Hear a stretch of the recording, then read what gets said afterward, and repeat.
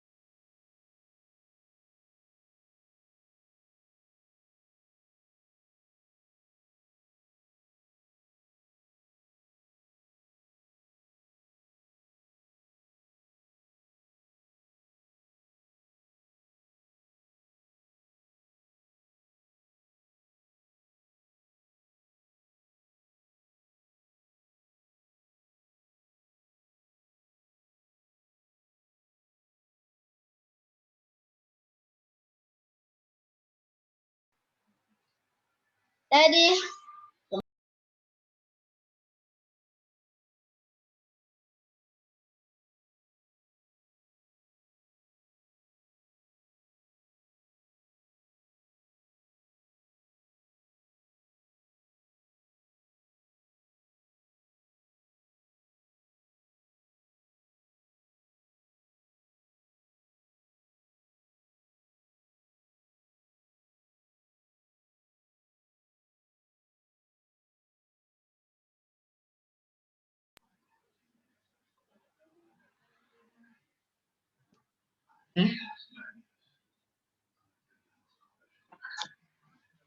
Hi guys. No, Reverend said. Hi, Rev.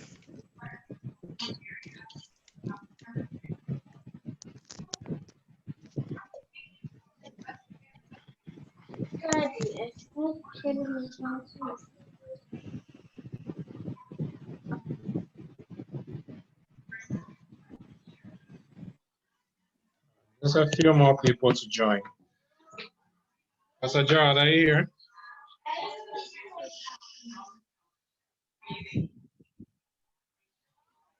Pastor Gerald is not here. Yes, Rev, I'm here. You're not hearing me? Oh, you're very, very low. Well, let me try and fix that. I'm hearing you. Charlie, please need some prayer whilst we get the others to join in. Okay, no problem.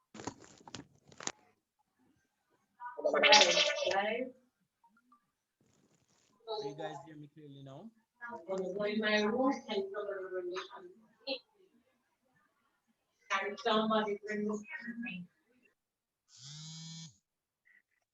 Yeah, Fabian, you guys hear me clearly? No, you're very low. No, you're very low. All right, let me get in an earphone. I think something wrong with this the speaker when it comes to like output, the output aspect of it. I'm not sure what's happening there. Yeah, you hear me clearly now? Yes, sir. Yeah, much better. Okay, fantastic. So we're just going to enter into a time of prayer. Let's begin to thank the Lord for this day, telling thank for grace and mercy as He has brought us through our entire day. He has blessed us with life, with health and strength to this point of the evening. So let's begin to enter into a time of thanksgiving. So let's lift up our voice as we give thanks unto the Lord. So let's begin to pray. Lord, I thank you, Lord. Give you all the praise. Give you Thank you, thanks. Lord. Thank you for all that you have done, God. Thank you for your grace and your mercy, God. Thank you, Lord, for this honor. I give you She thanks. can do I that. thank Yes, you for your mercy and endure forever. Lord. I give you thanks. I give you thanks. I give you thanks. I give you thanks, oh God. I give you thanks. Mercy. I give you thanks. I give you thanks.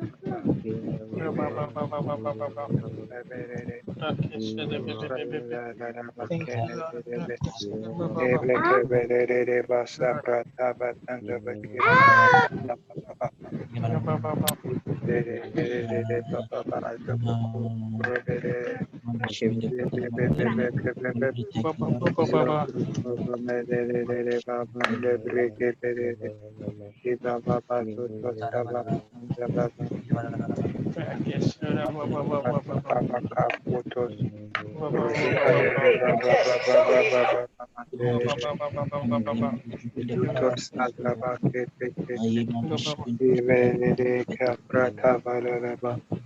Pray for the spirit of wisdom and revelation, Lord.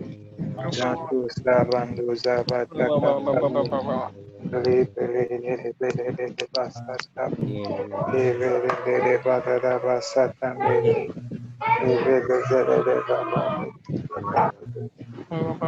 She can do that. Yes,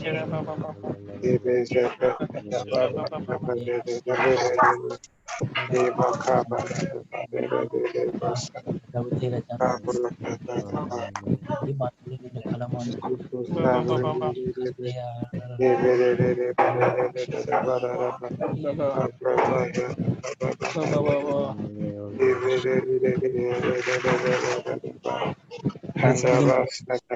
Let's begin to welcome the Holy Spirit in our midst. Begin to welcome the Holy Spirit in this atmosphere. Ask the Holy Spirit to come and take charge, complete control of our meeting, of everything that we are about to learn in this session. Just ask the Holy Spirit to come and take full control. Ask the Holy Spirit to come and be present among us. And the children, the living, the color, the living, the Holy Spirit, we welcome you in our midst.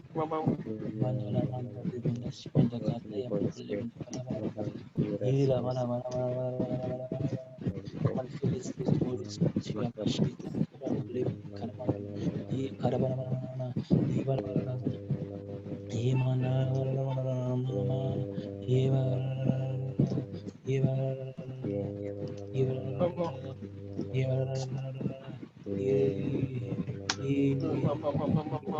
She can do that. Yes, she can do that. She can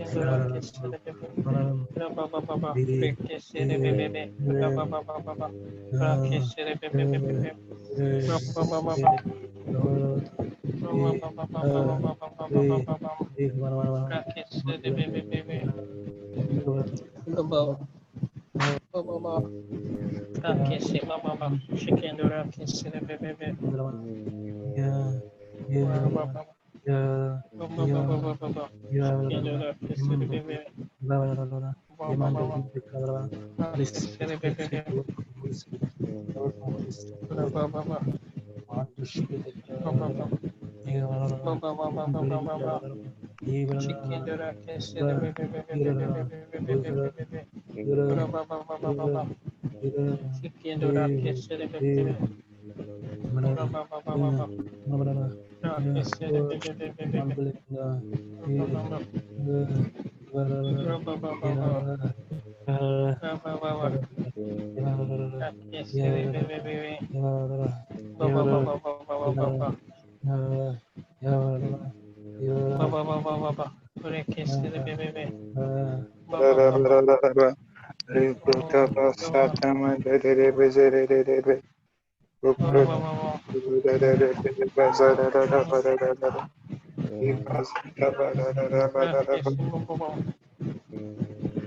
Amen.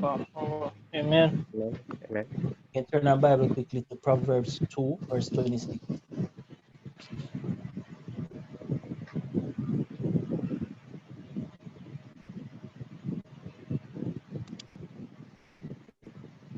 Proverbs 2, verse 6.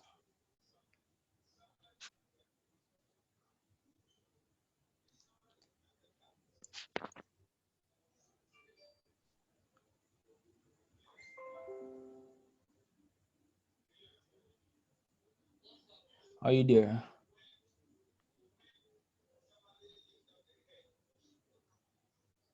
Amen. Can you read it for me, please? Proverbs 2, verse 6. For the Yeah. Lord giveth wisdom, out of his mouth cometh knowledge and understanding. Proverbs 2, verse 6. Amen. So we're going to pray that the Lord will fill us with the spirit of wisdom, knowledge, and understanding as we are about to venture at something new or to learn something new from our pastor, Brother there. We just want to ask the Lord to fill us with the spirit of wisdom, knowledge, and understanding. Let's begin to pray. Vashikatala brando jibril kila mandule mindana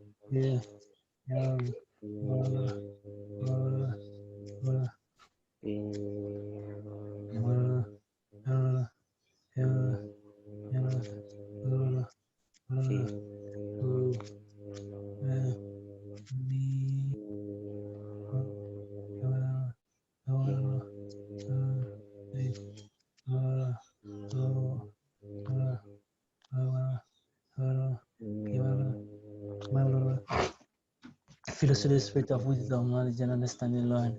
Mashi kata yala wala wala wala wala ma. Imando lemindo lemindo lemindo lemindo kalamando. Lord, fill us with the spirit of wisdom. Ye kata ya wala wala wala ma. Mando shibendo kata ya wala wala wala. Ibana wala wala wala. Imando shibendo wala wala wala. Ibi ibi ibi ibi ibi. Mando lemindo wala wala wala. Ya. Imana wala wala wala.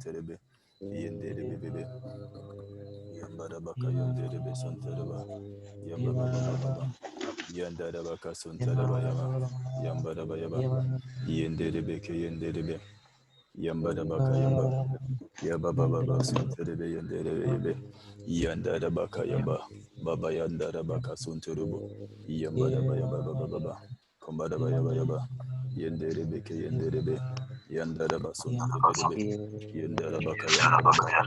Yendere be senterebe. Yamba baba baba baba. Yara baka yandara baka yamba. Yendere beke yaba. Yandara ba. Kayandara ba sonterebe. Yamba da ba sontereba yababa. Yendere beke yendere be. Yamba da ba. Me yendere ke yendere be sontereba. Me yamba da ba ba ba ba ba ba. Be bere bere bere be. Yamba da ba yaba yaba yaba. Fill us with the spirit of wisdom, Mamba knowledge, ba and ba ba ba understanding. ba ba ba ba. Fill us with the spirit. Yanda da ba yaba. Wash it up. Mamba da ba yaba yaba yaba. Fill us with the spirit of wisdom, knowledge, and Yamba mamba understanding, ba Lord. ba ba ba ba Fill ba us ba with the ba ba spirit ba. of wisdom, knowledge, and understanding, Lord. Ye Bere bere karabara. bere bere bere bere bere Ye bere bere. mandala mandala mandala. Me Ye yendere be yaba yaba ye yaba yaba. karabara. Ye Be be be karabara. be be be be be be be be. Ye karabara. Nene Ye bala bala karabara. bala bala bala bala Ye bala. karabara. Yamba Ye bala karabara. bala bala bala bala. Ye mandala mandala. Be Fill us with yendere bala bala bala bala bala. Baba baba baba baba baba baba. ye Membere be ye yendere be yebere bere bere be. Mamba ye yamba mamba yamba yamba. Yendere be Amen. yendere basa bere bere be. Yandara ba Amen. ya baba baba baba baba. Yandara ba ya ba. Yembere ba yamba yamba yamba yamba yamba yamba baba. Yamba da ba ya ba. Yamba ba ba ba ba ba. Yendere be sentere be ke yanda. Yandara ba sentere ba. Yendere be sontere bere bere bere be. Yamba ba ba ba ba ba ba ba. Yandara ba ya ba ya ba. Yamba ramba yamba da ba ya ba da ba ya ba ya ba ya ba. Yamba ramba yamba yamba yamba Fill us yamba with the yamba spirit of yamba. wisdom, knowledge, and understanding, Lord. Membere ba ya ba Fill ya us ba with ya the ba ya spirit ba of ya ba ya wisdom, ba. knowledge, and understanding, Lord. Mamba da ba ya Mashi. ba ya ba ya ba ba ba. Yeba. Membere bere bere bere bere bere bere bere bere. Mamba lamba yamba yembere bere bere bere bere. Yamba da kasun tere be yembere bere. Yembere be yembere bere bere. Ba ba ba ba ba ba ba ba ba ba ba ba. Blessed is the spirit of wisdom, knowledge, and understanding, God. Blessed is the spirit of wisdom. Amen. Amen. Amen. Lord, we just want to tell you thanks for your grace and mercy. Tell you thanks for your fellowship, Lord. We want to tell you thanks for your Holy Spirit that is in our midst. We want to tell you thanks for filling us with the spirit of wisdom, knowledge, and understanding. Almighty God, as we are about to venture into a new part, Almighty God, let your will be done. Come and open our mind. Grant us a spirit of retention. Help us to remember everything that we are about to learn, everything that we are about to do physically, Almighty God. Lord, let your will be done. In Jesus' mighty name I pray. Amen. Amen. Pastor Reverend Sid. Yes. All right, guys. So you're all welcome. Pastor Wally has made his time available to train us. That we should all just take the time, try not to be doing other things, just focus here. Let's get this done. Learn as much as you can. Ask your questions. And please turn on your cameras, because nobody likes talking to blackboards. I hate talking to blackboards. But please, as much as possible, turn on your cameras so that it can actually be a proper training session, rather than you over there doing your own thing and having him waste his time. All right? We're not here to waste time. Let's turn on our cameras. Let's all be focused. Let's learn as much as. And Mr. Wally, you're welcome to Jamaica. Thank you so much, Reverend Seth. Thank you for all those who are also on this call. The first thing I want to ask you guys, do all of you have Adobe Premiere on your machines? Because Adobe Premiere is what we're going to be using to edit. No, I don't think I have it here with me. No. No, I don't have it. I don't have it on my system. Okay. It's not on mine. Okay, Is there a way you probably could share it to us like via a link or something? Yes. Probably could try download So it. what I will do, let me just send the link. Let me just paste the link in the group there.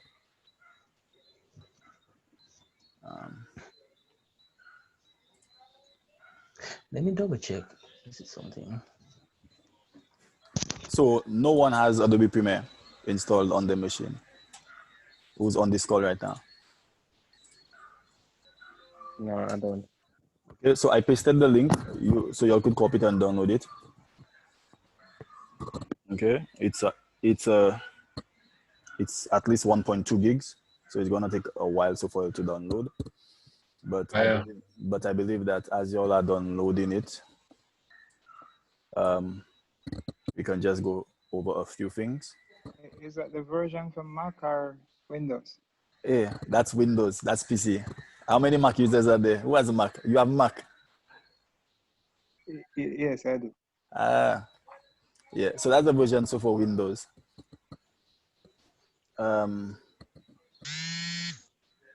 Mac, I'll have to find the Mac for you. Yeah, I'll have to find a Mac version for you, or if you can get access to a Windows PC or desktop, so it would be really wonderful if you can also get access to a Windows laptop or desktop. Okay, would that be possible? So even if it Well, just that the machine that I use, it's not mine. I would need a special password, which I don't give. But I will still learn. I will still. No problem. Try. Yes. So maybe you could learn. Okay. So for those of you, if you look in the chat window, I pasted the link. So to the. Yeah, thank you. I saw it. So to Adobe Premiere, you guys could download it. Thank you very. Okay. So I'm going to just play an example of what it is that I believe that this training session is about. It's about also editing, I believe, the choir videos. We've been seeing the wonderful job that the different countries are doing with their videos, the creativity, the quality, and all these things that they're adding to their videos, to the demonstrations. Okay, so I'm just going to show you an example.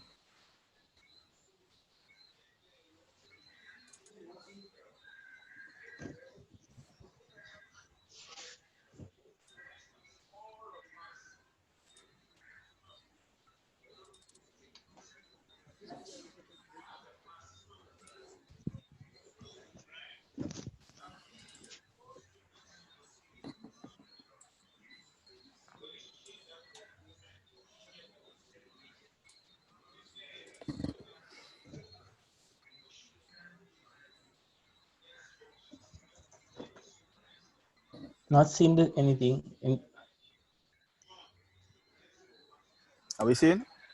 No, I'm not seeing anything on my end. Yeah. No, I'm not talk seeing. for two. What about now? You see now? Yes, we're seeing something Yes. now.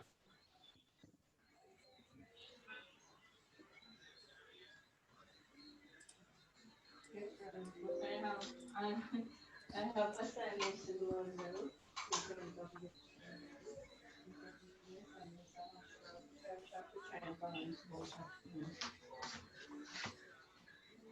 Is anybody here in the audio? No, please. Is there No, I'm a not hearing it. Y'all are not in the audio. Okay, hold No, on. please.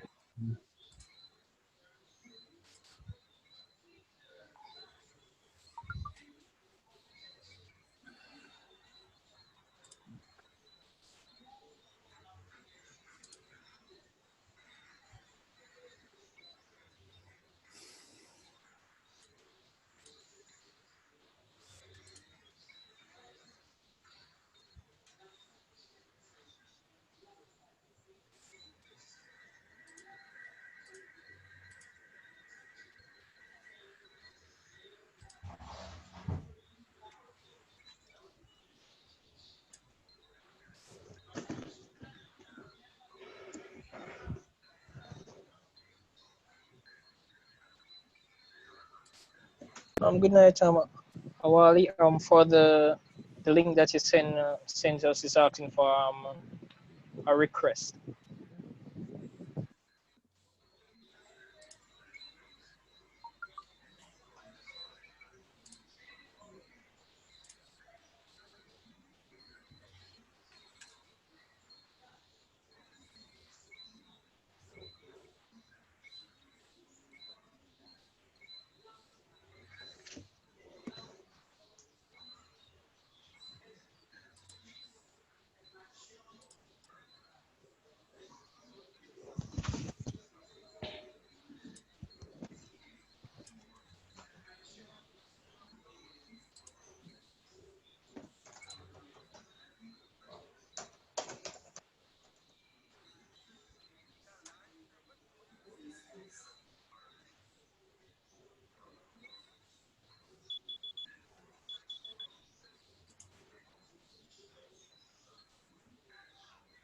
Okay, so try it again.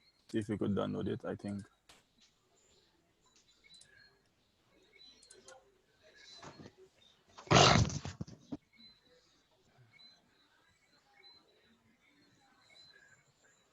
Right, she said, ask for access to an account with the request access. Yeah, I just requested access as well. And is it going through? Did you try? Because I just gave you access to it. Let me double check on that.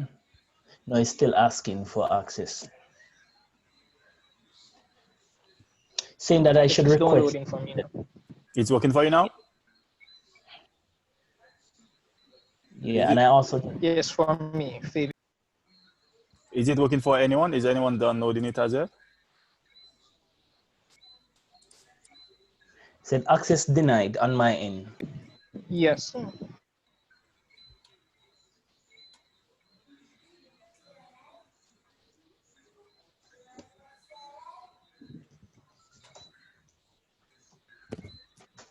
So none of you guys have gotten access to it as yet?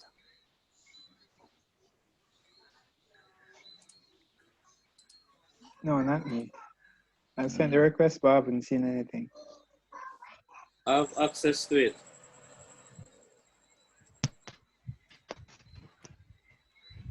Yes, I got access. Fabian.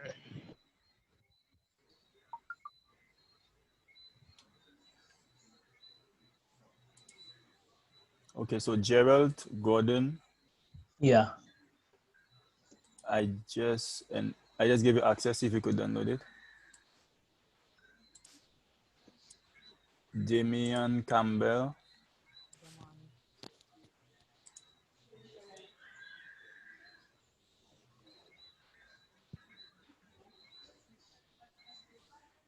Is Damian there? Yes, I'm here. Can you hear me? Yeah, Damani, he's here. Okay, so Damian, I just gave you access also. So verify that you could download it. G Taylor.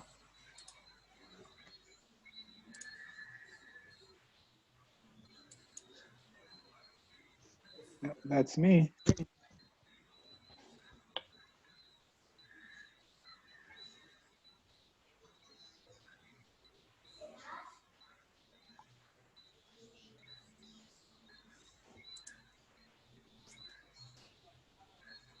Okay, G Taylor, you should have access. Siobhan Kerr.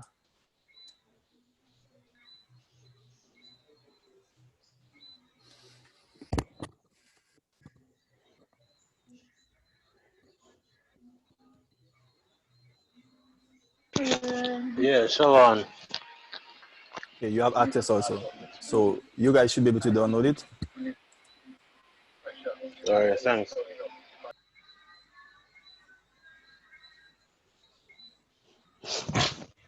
Thanks. It's loading. Okay, let me just work on the audio.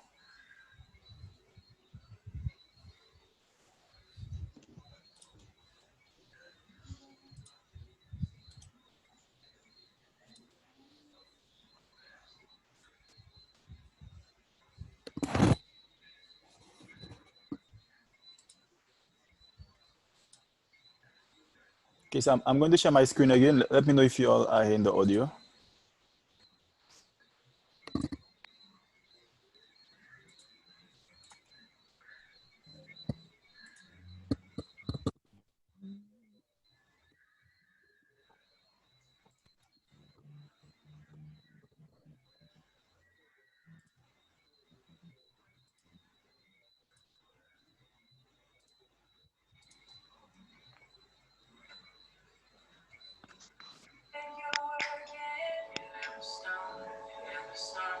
Are you all in? Yes, we're hearing. I'm hearing.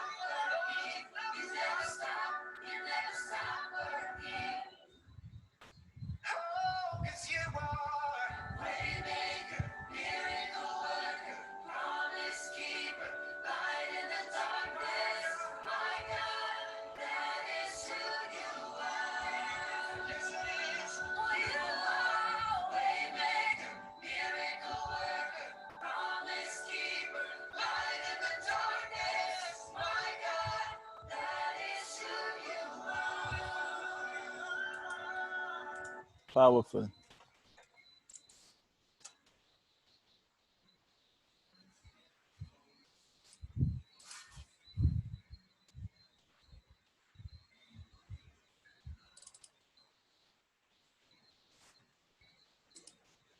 Okay, so for those of us who have are you guys in me?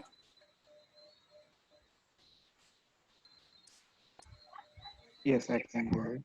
Yes, Okay. we're Yes, we're here. Okay, so this is a very simple video to edit, to do. Like I said, the software you're going to be using for it is Adobe Premiere. Okay, there are different softwares in the Adobe suite. There is Adobe Premiere, which we use for video. Adobe After Effects, which you also use for video, but it's used to add effects.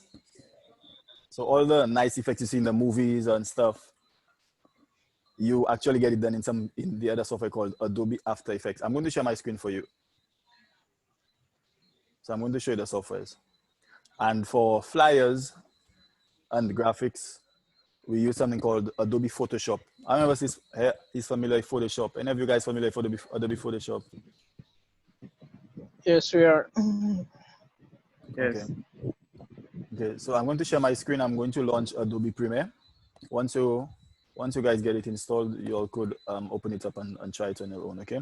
So I'm going to share my screen again. Let's go to Adobe Premiere.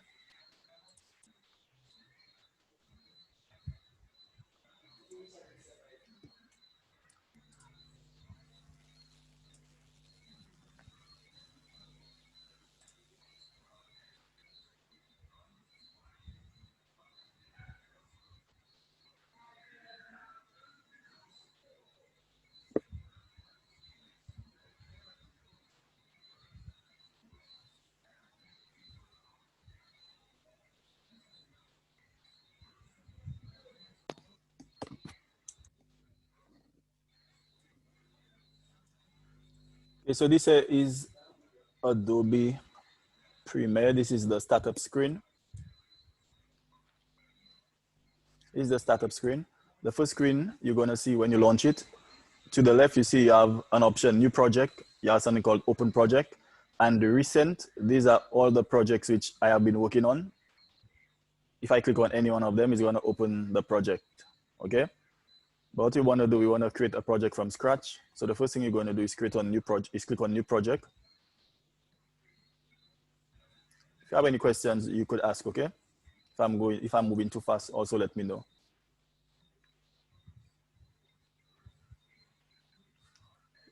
So we click on new project.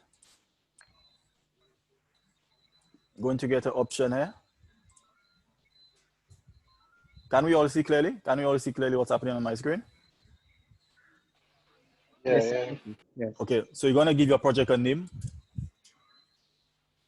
You're going to name it Choir. Location, you click on browser. Location tells you where is it that you want to save the new project on your computer. Okay, so for now, I suggest that we all have backup hard drives, a second hard drive in our machines. You see, I have two hard drives there. I have my C, which is my system hard drive, which is where all my applications are. And then I also have a hard drive called main. Yeah, this also helps speed up your editing workflow. Okay, so if you have a second hard drive connected to your machine, you'd be able to work much faster with a second hard drive connected than using your C hard drive, your main hard drive. Okay, so you could either have an additional hard drive installed on your machine or an external drive. You could have an external USB drive, which you could use to put all your projects on. So on my main hard drive, I have different projects here. I'm just going to create a new folder and name it Choir. And I'm going to save that project, double click and save that project into the folder, okay? So I'm gonna click select.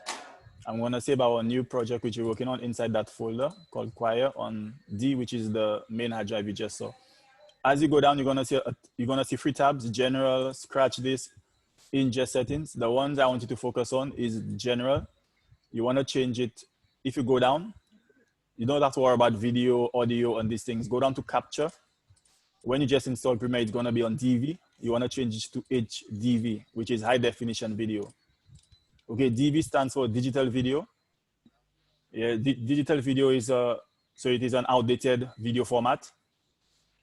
Okay, so we're gonna be dealing with HD video, high definition video. So you change the capture format to HDV. What this also tells Premiere is the type of footage you're also gonna be working with. you tell it that you're going to be working with high definition video. Most of the devices we have, our smartphones, our cameras, they actually record high definition video, which is 1920 by 1080. That's the video size of it, of high definition video, or 720 by 1080.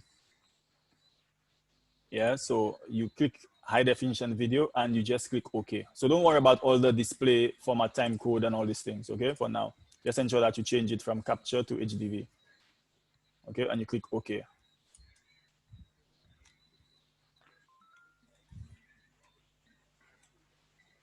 So once you do that, Premiere is going to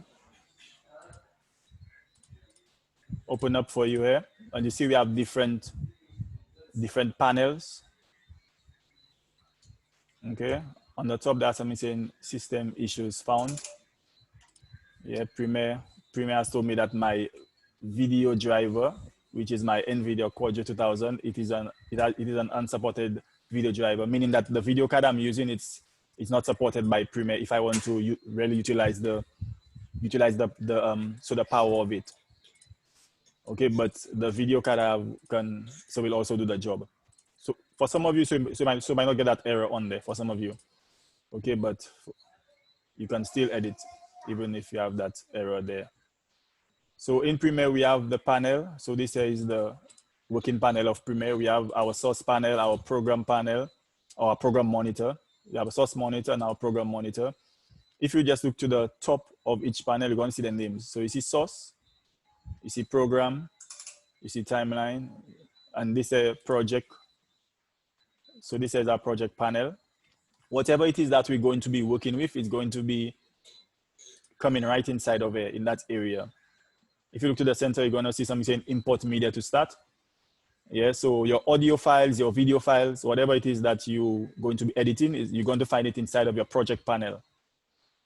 And then you also have another tab near it called the media browser. The media browser allows you to browse your computer, to browse your hard drive for the files which you are going to be using to work on. Okay. So to bring your media in, you could either double click on import media to start in the project panel, and you can browse to the file or the folder which has your media inside. For me, I already created a folder here called Jamaica, and this is some of the media I'm going to be using to edit. So we have our audio and I have 4 video files inside of it. Okay, so that's one way. I'll cancel it. That's one way. By double clicking here, you could import it. The second way is by going to File, Import, and it's gonna do the same thing as the project panel. You just browse.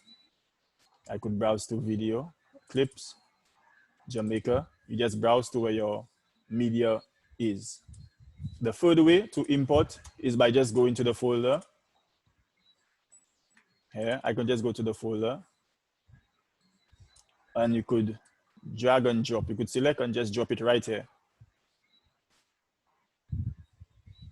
Just drop it right over and it's gonna import it inside of it for you.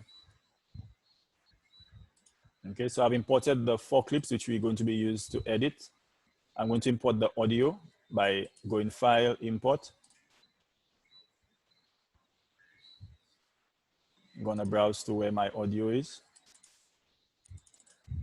I'm going to import the audio. You see it? So in our project panel, we could view our media. We have 2 different options to view our media. We could view it as icon. The icon view shows you images of each media, or you could view it as a list view, which just shows you icons. This one is the audio icon, which shows you that it's an audio. It also shows audio MP3. And the 4, we have the other video clips.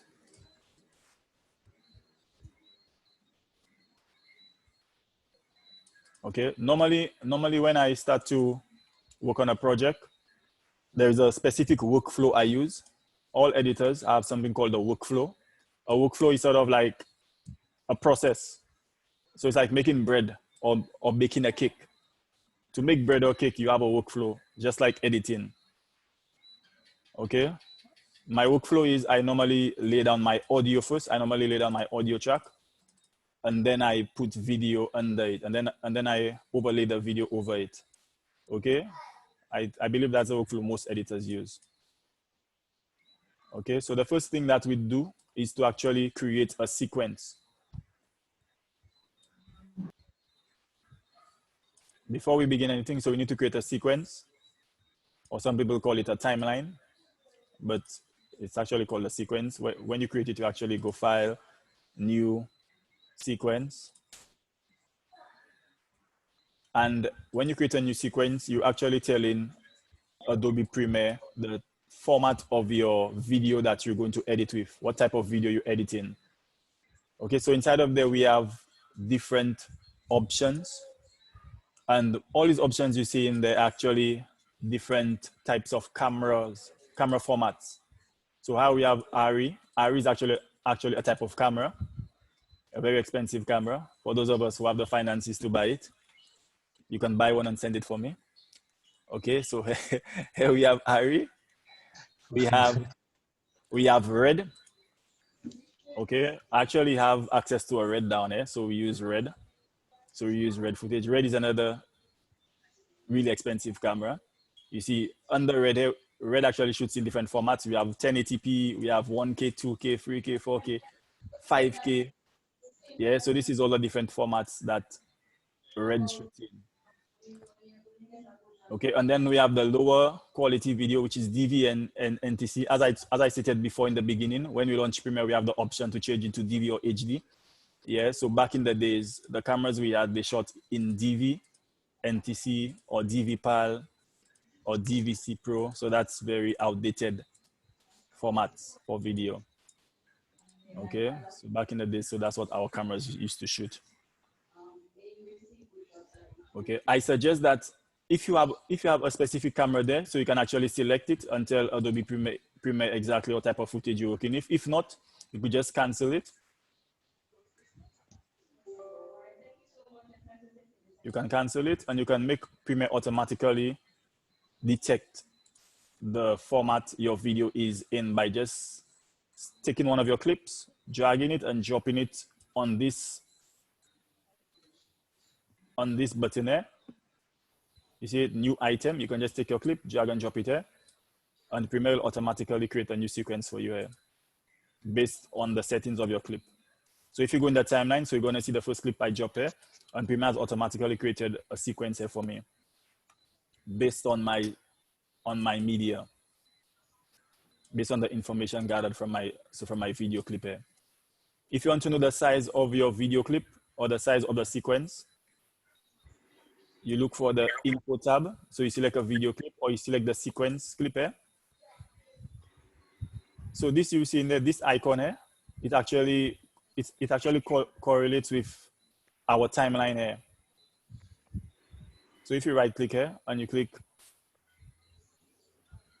reveal sequence in project, it's going to take you to that here. So if I just deselect here and I select on top of here, reveal sequence in project, it's going to bring me here. Now what you want to find out, you want to find out whether your clip is actually an HD clip. You could find this out by just hovering your mouse over the sequence, and you're going to see it showing 640 by 352. Now this is not HD. Yeah, 640 by 352, that's actually the format the cellular phone recorded in. It means that the cellular phone that was used, it didn't record the video in HD, in high definition. Okay, so it's a very, and if you just put your mouse over most of the media, you're going to see that there are different sizes. You see we have one which is 640 by 640. The other one is 480 by 554. So this one is much smaller. So it's a much lower quality. And if we go over it, so we're going to see it there. So what does this mean? This means that we want to create a video that is constant. Okay, so what we're going to do, so we're going to just delete that sequence, which we created, the 640. And we're actually going to create a 1080 or a high definition sequence by going File, New Sequence, and we're actually going to do this manually here. Okay, so you could either go in HDV and select 1080p. You can either do the 40 frames, the 25 or the 24, but I suggest you do the 40 frames. HDV 1080p. If you look at the video size, you're gonna see 1440 by 1080. Now this is still not full HD. Okay, the frame size 1440 by 1080, it's still not full HD. Okay, full HD is 1920 by 1080. So you're gonna be, so you just go through each and see whether you see 1920 by 1080 there. So under HDV, it's not there. You go, let's try somewhere else. Let's try the ARRI. So there you see it under ARRI here, you see 1920 by 1080. So this is actually full HD. I think that you guys need to take a note of that. So if you don't know, but full HD is actually 1920 by 1080. Yeah, so most cameras, they record at this frame size, 1920 by 1080. Once you select it, the frame rate also is 29.97 or 40 frames. You just click OK. And it's going to create your sequence based on that frame size for you. Now, if I take any of the clips and I drag it, the video clips, and I drag it down here, I select it and I drag it on the timeline, Premiere is going to ask you, this clip does not match the sequence settings. Change sequence settings to match the clip settings. You have two options, keep sequence settings or keep existing settings. So you do not want to change the sequence to match the clip settings because remember, it's at a much smaller frame size. You want to keep your full HD or your 1920 by 1080. So you want to tell Premiere to keep your existing settings. So it's going to keep it and it's going to import your video. So do you see the difference? So if you look at your program monitor, you're going to see the file, so the size of your media. So that's the size of the video clip in comparison to the full HD. Okay, so that's the video size here. It is much smaller than the full HD size, video frame size. Okay, so that's your first clip here on the timeline. You could use your minus and plus keys, so to zoom in and zoom out of your timeline, or you could use your ruler down to the bottom and just drag down or drag up to zoom in and zoom out of your timeline. We're gonna take your second clip also. We're gonna take your second clip and just drag it here to the timeline. Let's take all four of them and you're gonna see the sizes in comparison.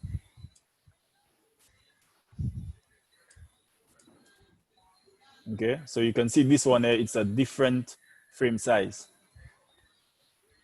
It's a different frame size because it was shot horizontally.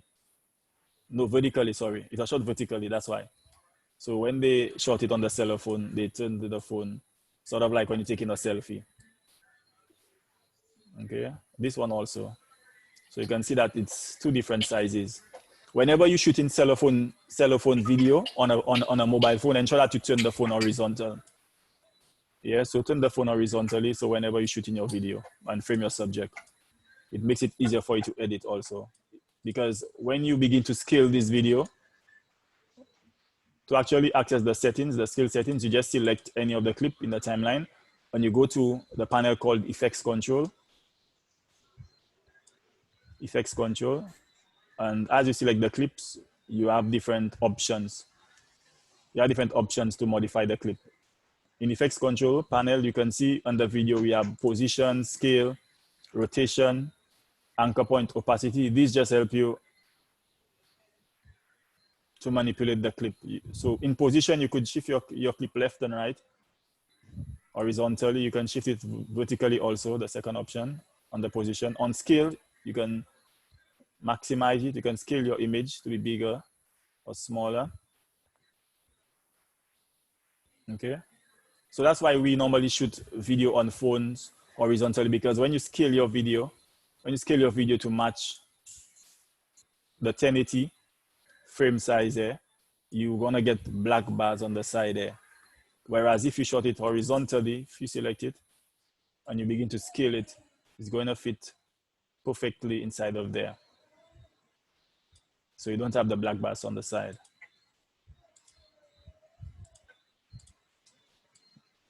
Okay, see that one there. So it means that for us to fill in our video or our frame size, we'd have to scale this. You'd have to scale this to 399. Yeah. And remember, the more you scale your media, you also cut down on the quality of it. You lose a lot of quality, image quality. When you once you begin to scale your video, you're actually going to cut down on the quality of it. So it's going to look blurry. Do you see that? It looks like mud. How to play? Yeah, so you can see all the noise. So it looks like mud. Whereas, as you see there, so it's much sharper. It's much clearer. Okay. So if your mobile phone has an option for HD video, ensure that you enable it and you shoot in the highest quality on your mobile phone as possible. Okay, iPhones are really good phones for video. It's one of the best phones, but I rather Android. I'm an Android user. I don't know about you guys, but iPhones are totally agree. Android you. Yes, and I wish this is recorded. Thank the Lord. I'm an Android user, and Android phones give you exceptional quality also, exceptional video quality. I have some coworkers in my work. They have iPhones, and we always go in battles, recording videos, see whose phone takes up better quality. Yeah. Android always wins. Yes. Yeah, Android always wins. Trust me. Yes, we agree with that. Definitely. Also try your best to use your rear camera. Yeah, the front-facing camera it gives good video also, but the manufacturers of the phone, so the best cameras are always on the rear end. So as much as possible, if you can get someone to shoot your video for you, or if you can get a tripod or something to place the camera on, frame it properly and shoot your video, or have someone do it for you on a tripod or on a selfie stick. You could also utilize a selfie stick. Okay, so always utilize it. You were saying something? Yes, I have a question. Sorry about that. So you were saying something just now about always videoing highest resolution, right? From your phone. So when I go to videoing and the options that I have for my part in resolution, it's not giving you it's just giving you the recommended option, but the other options are not clickable. Normally that happens depending on the camera that you have selected. If you select the front face camera, it might not give you the high resolution because the front face camera cannot record at that resolution. So you need to select the right camera for the right resolution. On my phone, it does that. If I have my front face camera, I cannot shoot 4K. My phone actually shoots 4K. So my front face camera doesn't give me certain options that my rear camera would give me. So switch between them and see if the option would be enabled. Yeah, no, switch is actually on the rear camera, and it's not the highest resolution which is the highest one, which is the 1080p. It's not. Yeah, I'm only able to shoot on 720p, which is recommended. Okay. Another thing you can try to do is change your format. So the format that you're recording in. That option can also be disabled depending on the format that you're recording the video in. Either QuickTime or H.264, or AVI. So there are different video formats also, so that would prevent you from accessing the high resolution also. So maybe also play in these settings. Yeah, but if it's on your phone, it means that you can shoot it. Yeah, so if you have the options there, it means that you can shoot it, but you just need to play. Yeah, so you need to play in your settings to find out which one would enable that. Okay, then. Thank you very much. Yeah. Yeah, also the frame rate that you're also shooting in can also affect it. Whether you're shooting in 24 frames per second or 29.97 or 40 frames or 60 frames per second, it will also affect. So you can also that's what the FSP mean. Yes, frames per second. FPS. Yeah, okay. FPS means frame per second. This is 30 FPS recommended. Yes. So you can also affect it also. So for the FPS, is it that the higher the better? No, FPS, frames per second is that the higher you go on frames per second, it means that you can, so that it makes your image sharper. If you go on 60 frames per second, there is less motion blur in it. So your image is, so if you want to do a slow motion video, if you want to do a slow-mo, like you recorded, so that you're recording and you want to slow down the video in post, you shoot at a higher frames per second or at a higher f-stop, yes. So shoot at a higher frame per second. So you could even shoot at 120 frames per second. There are cameras which allow you to go as far as 120 frames per second, which would give you really nice slow-mo. Okay, now when you begin to go down, it introduces motion blur. So you see that your image looks blurry. The lower you go down, so the blurrier your image looks. Okay, it is also the same for a still camera. If you have a still camera and you're doing photography, the lower you go on your f-stop, you actually introduce more motion blur inside of your image. Okay, so a good f-stop or frames per second would be 60 or 40 frames or 50 if you want to slow it down and stuff. Yeah, so it's good. So it's a good frame rate to shoot on. 50, 60, 40. Okay, but 24. So if you go down 24 and you begin to slow that down now, it's going to make the image very blurry. So that's for when you're shooting your video. Yeah, we normally shoot at 100 or 120 frames per second. That's for my cell phone? No, that's on a professional camera. Yes, Okay. yes, but my cell phone. So my cell phone, I've never really checked. You know, I've never really checked. So on my phone. I think the highest for phones is normally like 30. No. I think that there are phones so it actually go higher than that. Maybe iPhones. Yes, I think that there are. Hello, I think that there are phones that actually shoot at 120. Yes, so for slow mo. Okay. Let me just watch my phone. Let me just tell you. My one is between 30 and 60. That's the only two options I see. Okay, yours is 40 and 60. Yeah, I have 60 as well. And then it's giving me the option to shoot the video in UHD. What is UHD? UHD is ultra high definition. Yeah, UHD is so there is high definition and there's something called ultra high definition video. Okay. Okay, so just another format of high definition video. Okay. Yeah, but as much as possible, also when you're shooting on cell phone, if you can get an ad. So for audio, try your best if you can get a mic, an external mic connected to your phone. For audio, iPhone has a couple of mic for like $20 US. Great. Yes, Android also, so you can get very cheap mic, so to just connect in your jack there instead of using your your mobile audio. It's not the best it can do, but it's not the best.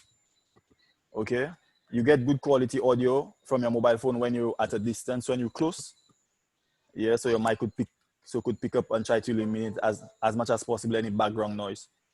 Yeah, so many persons I see they shoot video on their mobile phone and they're so far, you know, because they want to take a wide shot and they're speaking, but because of the distance, the phone is not able to pick up clear audio because of the distance they are from the phone.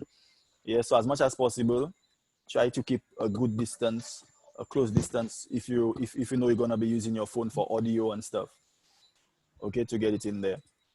Or the better option, like I said, just check for a external mic, a cheap external microphone, which you can just connect to your phone. You can use the pin-on, so the corded pin-on, or there's also a shotgun one you could check on, a small shotgun mic for mobile phones, which would give you good audio. So you can also check for that. Okay, when you're also shooting with mobile phones, try to avoid outdoors, because outdoors there's a lot of wind. So you'll see that you recorded your whole video thinking that you got the audio, only to find out there's so much wind blowing that it has taken away the voice, all the vocals. It has taken away the vocals. So you have so you don't have vocals, but you just have a lot of wind on your mic. Yeah, so try as much as possible so to shoot in enclosed places. Yeah, in enclosed spaces, in rooms or whatever it is where there is not much air, you know, passing through. Okay, do we get that? Yeah.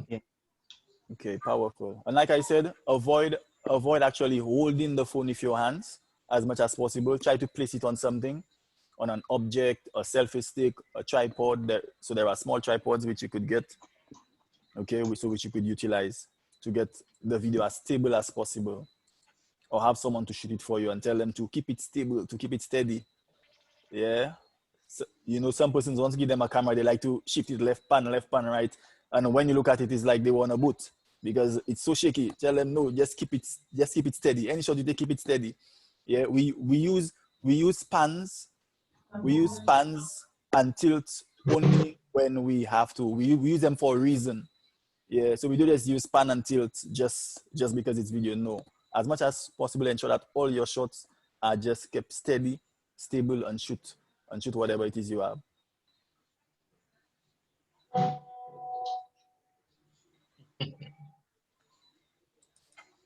Okay, there are also other options which are gimbals. So you could buy a gimbal for your phone.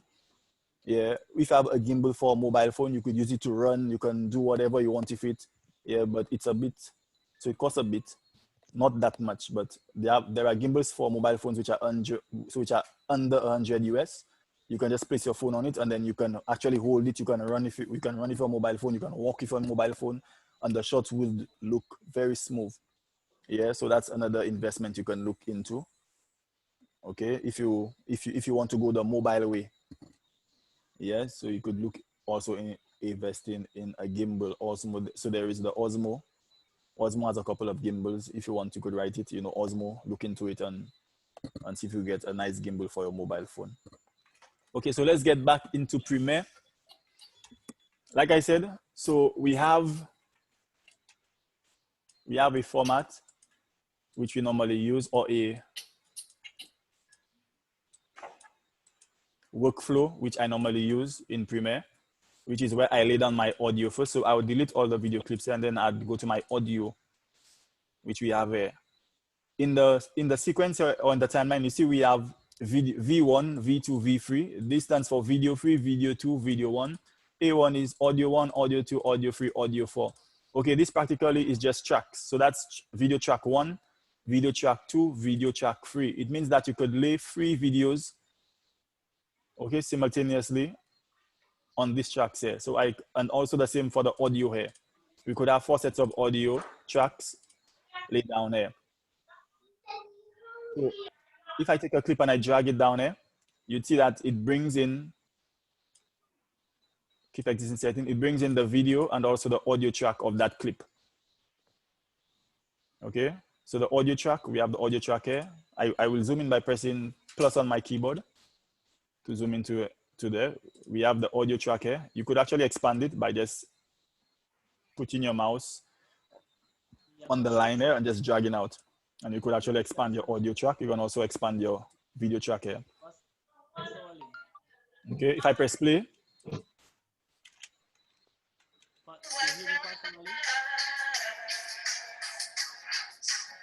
So the blue line you see going here is called your CTI, or your current time indicator. So it shows you the position in your video, so that it's playing. You can also drag it, just select it and drag it to whichever point you want in the video and press play. Or spacebar. So you could either press spacebar on the keyboard to play, or press play here in the program monitor. If you press play and stop, or press the spacebar and press the spacebar to stop also. So that's a shortcut key, the spacebar to play and to stop. Okay, so we're going to lay down our audio, our main audio. I'm going to take it and drag it on the audio track. That's it here. I'm going to zoom in.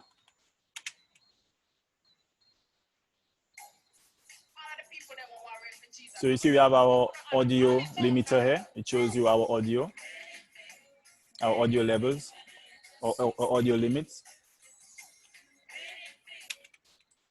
Now the first thing we want to do, we're going to sync our video, the main singer. I think that's the main singer here, right? Is she the main singer? Yes. So we're going to sync her with our audio track. We're going to bring down our audio on audio track 2. And we're going to take her and bring her on audio track 1. I'm going to zoom in. You're going to press play. So let's just scale up her video to match ours here. We have two ways to scale up that video. We could right click on it and click scale to frame size, and it's gonna scale it to our frame or to our video size. If I press Ctrl Z to undo it or edit, undo, it's gonna bring it back to the state it was. Also, let me just give you a tip. Always make Ctrl Z on your keyboard. This is a shortcut key for Windows. Make it your friend. Okay, so any mistake you make while editing, you end up cutting something or deleting something, just press Ctrl Z on the keyboard and it will undo it. So it's going to bring you back to a certain point in your edit. Okay, so if I was to delete that, if I press delete by accident, I could just press Ctrl Z on my keyboard, which is undo, and it would bring back the deleted clip for me. So Ctrl Z is actually the shortcut key for the undo here. Do you see Ctrl Z and redo, Ctrl Shift Z? So these two shortcut keys should be your friend. They're the editor's friend. Okay, you trust me, it's your friend. So Ctrl Z is a lifesaver. That you're working something and then all of a sudden you see half of your clip is missing.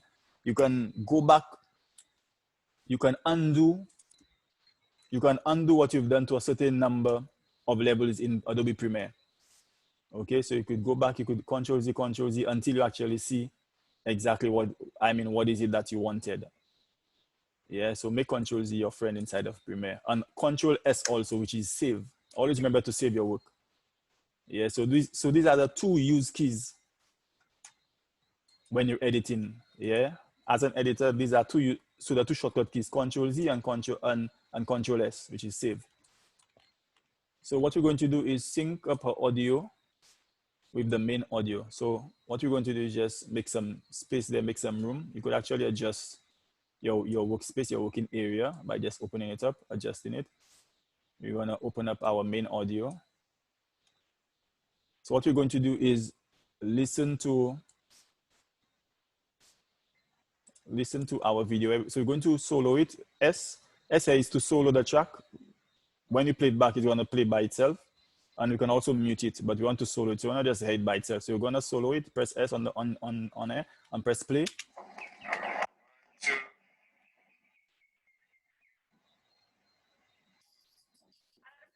Right. Now the way I normally sync my video with my audio is not by listening to it. I normally look at the waveform. The main way I edit is by looking at my waveform here. So I actually do most of my syncing by looking at the waveforms. I could actually just watch the waveforms and tell you what, where that media clip is supposed to come based on that audio track here. Okay, if we look at our media clip, we're going to see that the beginning of the audio, it begins right here. Are we seeing it here? Right here. So that's where it starts. Okay, so what we're going to do is just cut here. To cut, you either press C on the keyboard or you could select the eraser tool here. So the shortcut key for the eraser tool is C, not R, like some would think. Since it's a eraser tool, why not R? It's actually C, which is cut. You select it and you just cut right here. So I'm going to delete that, please. So we have the beginning of our audio here, of our instrumental. And on the main track, we also have the beginning of our instrumental right here. So since it's solo, let's remove it and let's just listen to that here. So that's it right here. So let's just listen to our audio again. I haven't put it in timing, but let's just listen to our audio. Right. So what we're going to do visually, we're going to align both of our audio levels visually without even listening to it. We're going to align it here.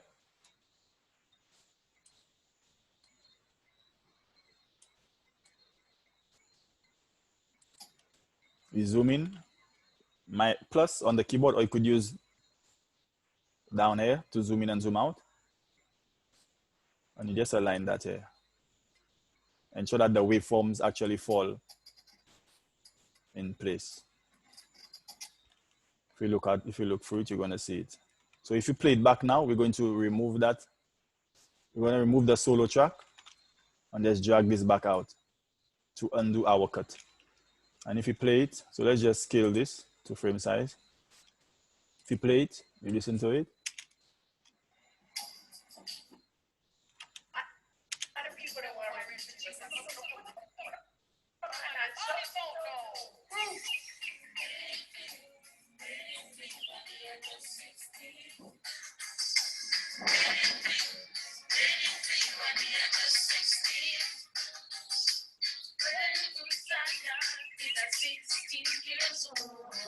So do you see it? Okay, so what we have playing right here is actually the audio, the main audio, plus the audio on the video here. Okay, and we actually synced it just by looking at the audio waveform.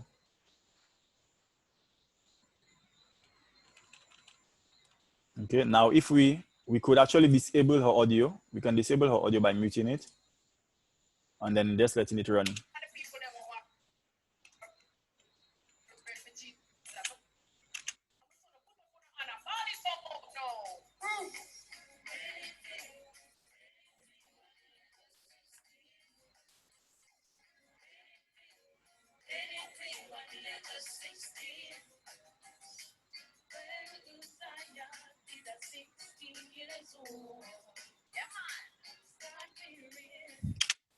Okay, so did you get that? Question. Yes. What did you mute a while ago? Was it the audio that? Yes, so I muted the audio on the video. So the audio which came with the video. So the audio which was, so the mobile video which was recorded with that, that's the audio I muted. So what you actually listen to there is track number 2, which is the main audio, and you're looking at the mobile video. Oh, okay. So in my mind, I was wondering if you had the original produced track. Yes, that's it there. So the original produced track is on track 2. That's it right there. Yes, and that's what that's playing there. And then when she did the video, she would have had a track in the background that she used. Right, wonderful. So the track she used is on track 1, and I've muted it. Oh, but in muting that track, because it came with the video, how is it that you separate her voice singing from the track which was recorded at the same time? The track which was recorded in studio already have a voice in there. So her voice is already in the track which was recorded in studio. So all you need to do now is just lip sync her video with that. Cool. So Pastor Wally. Yes, sir. Basically, when you were doing the syncing, you synced the studio track with the camera track, basically. Yes, yes. Not to the video. Not to the video, because a camera track is already synced to the video. So once you sync the camera track, automatically the video track would sync in, so would follow. This powerful. Yeah. All right. Okay, so if you go through it, if she actually sang the song in time and everything, you could actually scroll through the whole video, and she should be in sync with the main audio, with your main studio track. So let's hear lower down.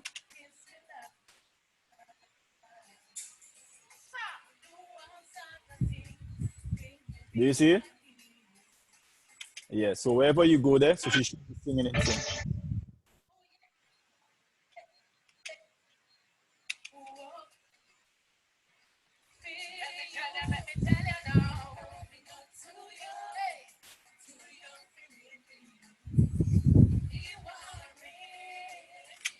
Okay, so did you get that? Do you have any questions? So as you hear, you could even delete that. So I could even just select the select her scratch audio, which is recorded on mobile, and just delete it. So now we have one track.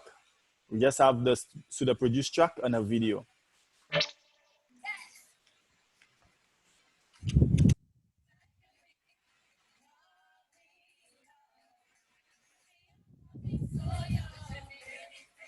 Okay, any questions?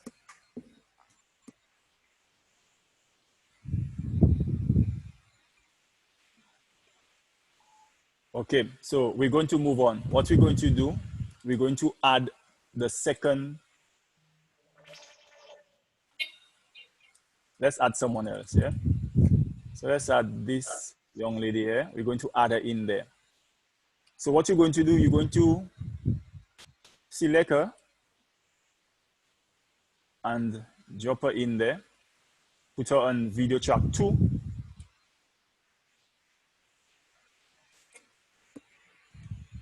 What you can do is also just bring up your main track, put it on audio 1, and bring her track here. So what I normally do, since I already have one person down synced to the main track, I will lock it. If you go by video track 1, you're gonna see a lock icon. You're gonna lock it, so you can't make any changes. So you can't select it by accident and shift it. I'm also going to lock my audio track, so I can't select my audio track by accident and make any changes to it. What I'm going to focus now on is my second video clip, and I'm also going to sync her to our studio track also. Okay. Now I'm going to disable the visuals for video track 1, so I could just have my sister here on screen. I'm going to press the eye icon. It's toggle track output. It's going to just disable it for you until you re-enable it. So I just have my video track 2. I'm going to listen to her audio. So I'm going to zoom her. So I'm going to scale her. Right click, scale to frame size. And let's listen to what she's singing.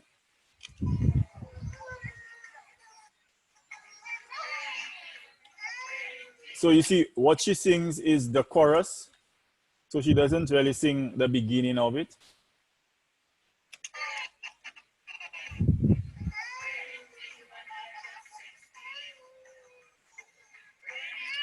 Okay, so we're going to go in our master or in our studio track, and we're going to look for the chorus inside of there. We're going to unmute it.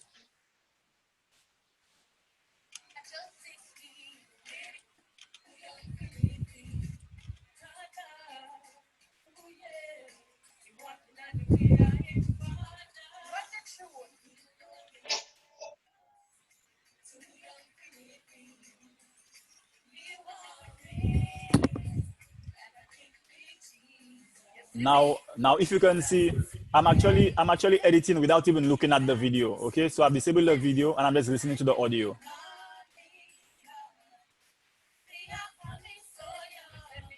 Right there. So waiting for you begins here. The chorus begins here. Waiting for you.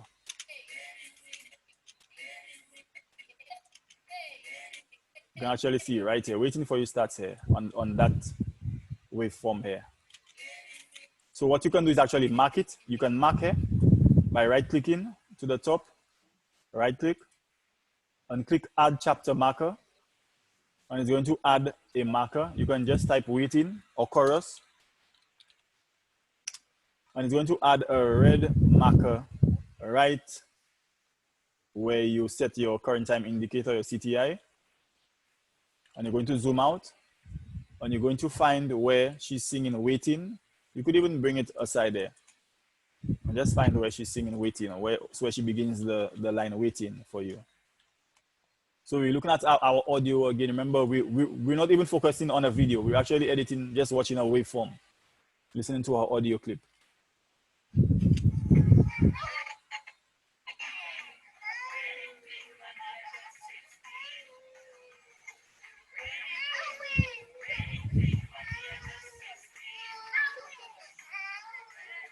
All right, so let's look for waiting inside of it. Zoom in.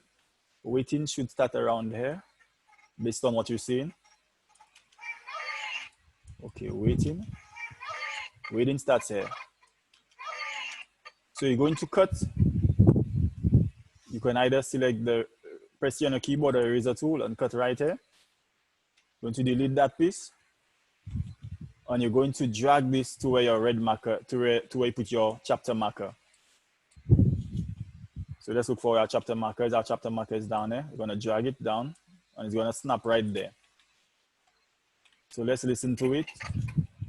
Let's see if it's actually in sync. And watch your video also as it plays. What you can do is actually just disable her scratch audio. Let's disable the phone audio, mute it. And let's watch a video in relation to the studio audio.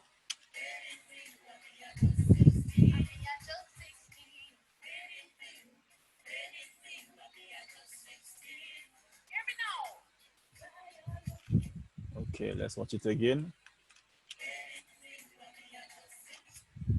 Okay. So let's listen to her audio.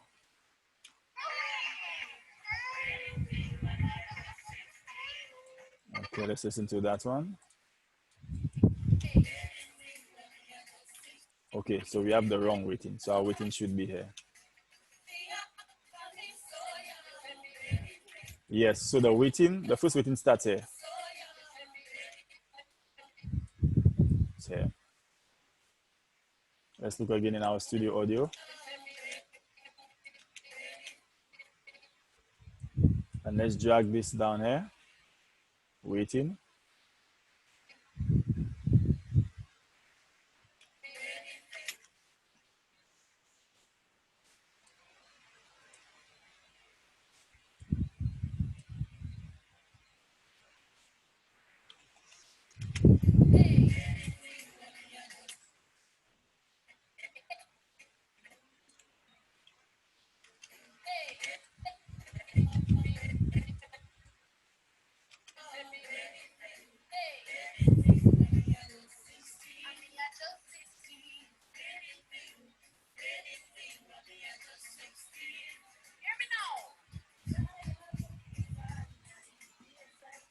So let's watch it play back.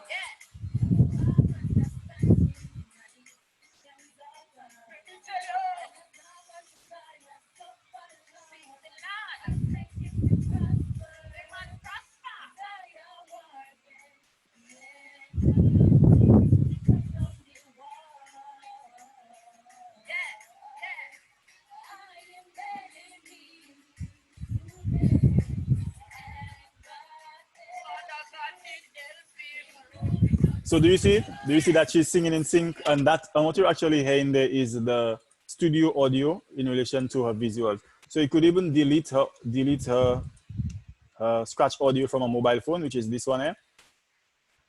You can delete it by right-clicking and clicking unlink. It's gonna unlink the video to the audio and then just select it by itself and delete on the keyboard. So far we have laid down 2 video tracks. You can also stretch a video. We have laid down 2 video tracks. If you enable video 1 here, on video 1, we have our first singer, the main singer.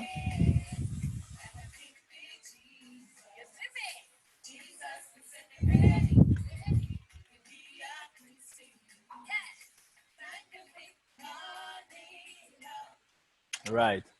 So what you could have done, you could, once Waiting For You begins, so you're going to cut.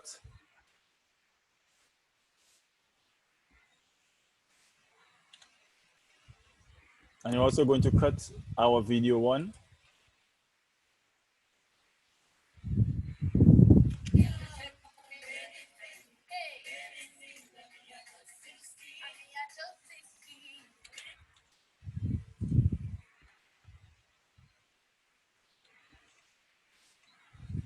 Yeah, so you have 2 different options. You have 2 different ways you could edit that. You could either do a cut, so it cuts from her.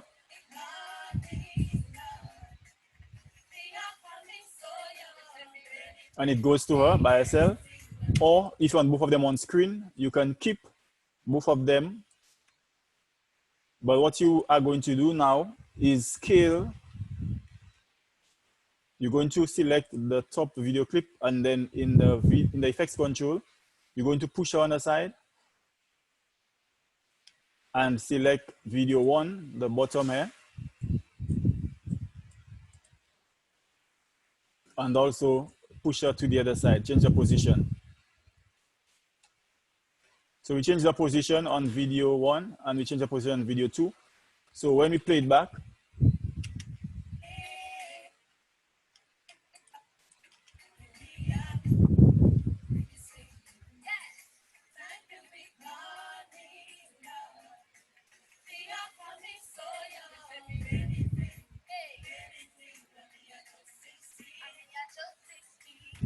do you see it?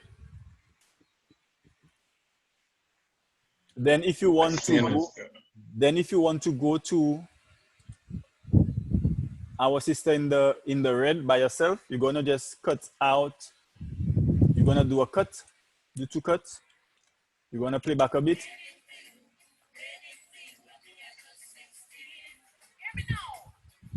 Wonderful. So you're gonna do a second cut. You're out. You're going to select the bottom video, delete it, and select our sister in the top and change her position. Put her back in the center here. And then when you play the clip,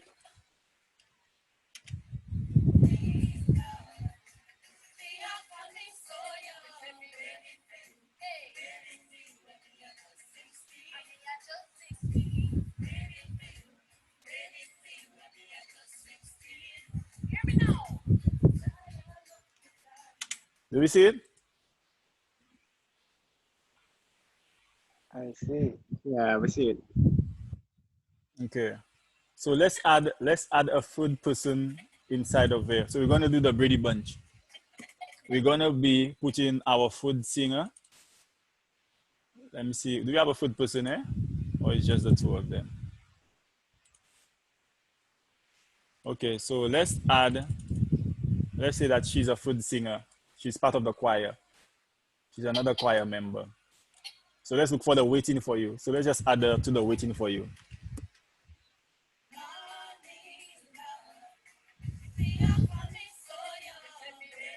Wonderful. So we're going to add her there. So let's listen to our audio. So you could preview a clip in the any clip you have in the project window, in the project panel. You just double click it and it will load in the source monitor here. The source monitor is where you preview all your video footage, all your audio. By just double clicking it, it's going to load inside of there. So I double clicked my audio and it loads inside of the source monitor, and you could press play to just preview it. You can preview it, you can drag to wherever you want in there. Let me just double click the video also. If you press play. So do you see what I mean about the shooting the cell phone video outside? Mm-hmm. So this was shot outside by the beach and it's very windy. So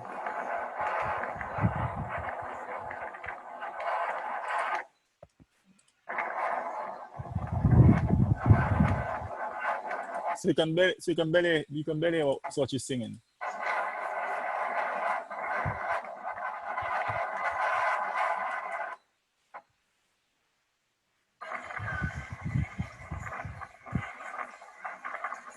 Okay, so lower down, it sounds up. You can hear something. So let's look for Waiting For You. Let's listen to where she's singing Waiting For You.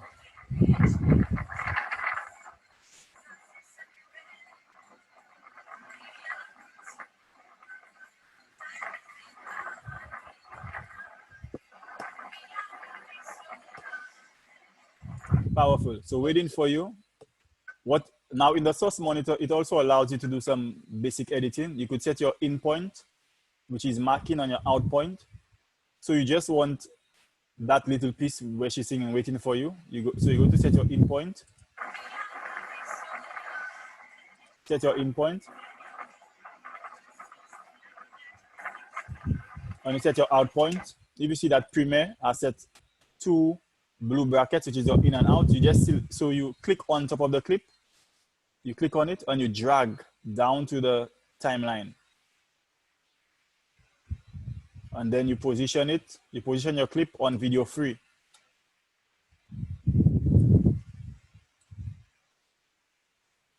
Okay, now because the audio is not, you can also drag the audio just to get the timing, but because the audio is not all that, we're going to sing this one by visuals, by actually watching her sing, waiting for you. Okay, so let's disable our 2 tracks in the bottom. Let's just scale her up to see what she's singing.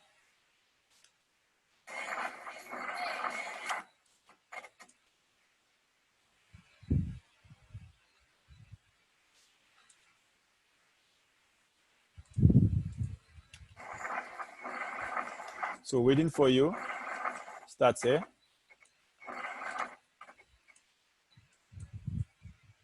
We're going to trim it. So that's another way to also cut. Instead of using the razor tool here, and for me to cut it, you can just bring your, I'll undo Control Z, Control Z. You could just bring your mouse. It's gonna turn into this bracket, and then you could just drag down to whichever direction you want, and it's gonna also trim your clip for you. Okay, and then I'm gonna drag it to the beginning here.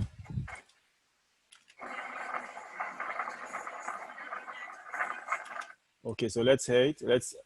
Let's mute this one, and let's just play it to see what if it's in sync. We have a second audio. Let's delete that.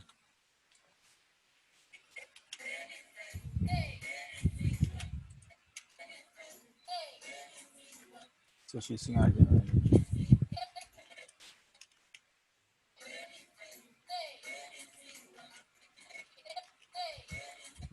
So audio should come here.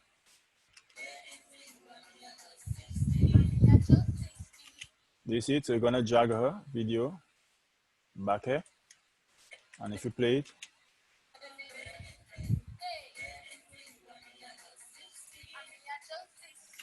powerful. So let's delete her scratch audio, and let's enable the 2 videos we have back in the bottom here. And let's go to our effects control. What you're going to do now is position her, and you're going to, so it means that we need to adjust all this through here also. We're gonna select our video here. Now because we see these 2 videos, they landscape and portrait. Yes, and portrait. What you're going to do, we're actually going to crop this one here, the one that was shot landscape. We're going to crop it to match the portrait, because the majority we have there is portrait. So let's so we're going to go in the effects panel. Premiere has 2 panels called effects control, effects controls, and effects. So you click in the search icon and you type crop, C-R-O-P, and it's gonna bring the crop effect. You just take it and you drag it on the video which you want to crop in the timeline, which is video number 1. So I drag and I drop it on there. Now to change the settings in the crop, to change the settings in this crop effect, we go to effects control, and if we scroll down, we're gonna see it here, crop. So that's the effect. And any effect you apply to a clip, you're gonna access the settings in the effects control. So you see effects, and the controls for the effect can be accessed in the effects control panel. And then we're going to crop this clip. So we're gonna crop the left, and you're also gonna crop it a bit on the right, just a little bit, so it can look even. Okay, and then we go in motion. We could scale it back up. We could scale it up.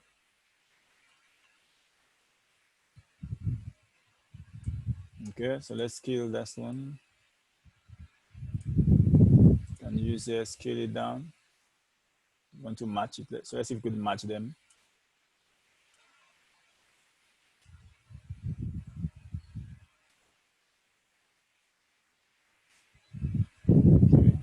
think that we could even crop this one a bit again. So let's go and crop her on her left.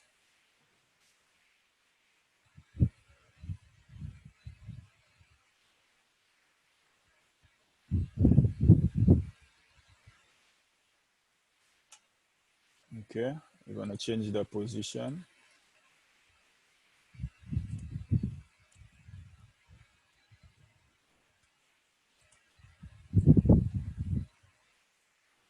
Okay, so let's play it back.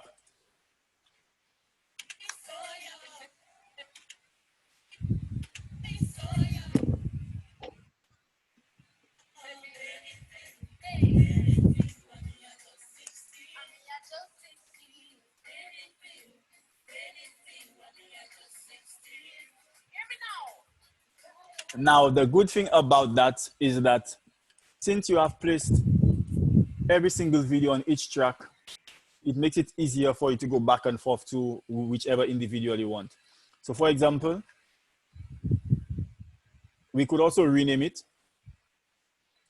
We could also rename our tracks here. So I get the option for it here.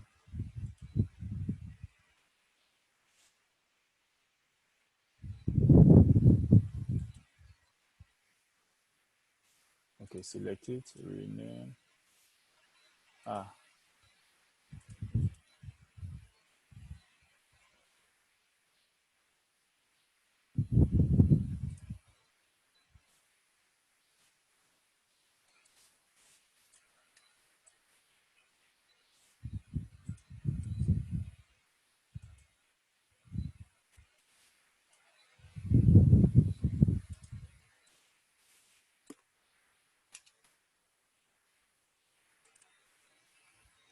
Okay, so let me just cancel that, hold on. So because we have all three of them on the separate tracks, we could actually go back, we could actually cut back and forth. So after she sings, after we have the three of them singing here, and it goes to our sister here, we want to go back to this clip here by the beach where she's actually singing the second line. So we could just drag it.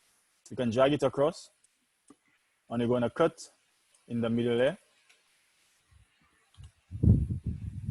And we're gonna cut these two off. And if you play it back, let's position her, let's scale her. We're gonna put a solo to sing that line. We play it back.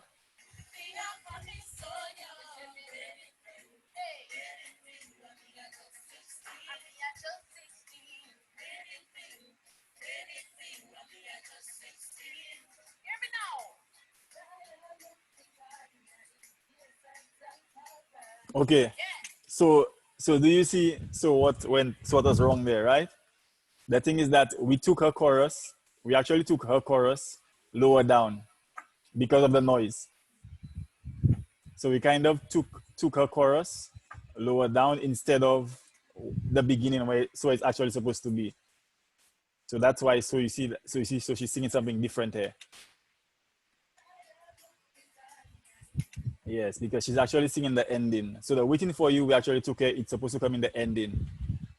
But because of the noise in the beginning here, so we didn't take her waiting for you or the beginning of a song. But if we did, so if we did that, if we actually took her waiting for you in the beginning, which we're supposed to do, yeah, when Pastor Wale, yes.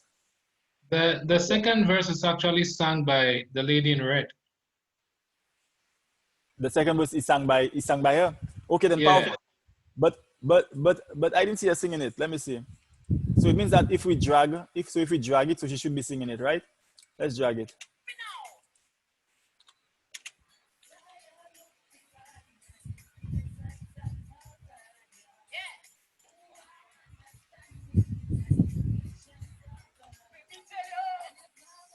But she sings it a bit further down. It looks like I think we took her chorus from the first chorus that she did. Oh, so you took her chorus lower down. Oh, you took her chorus on the first chorus up there, which is up there. Mm-hmm. Mm-hmm.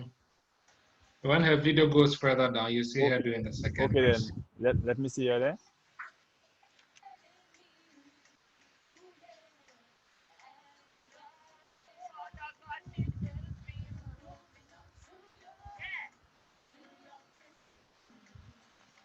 Maybe she sings. Maybe she sings the food chorus. Let me see. She sings the food one. Let me see.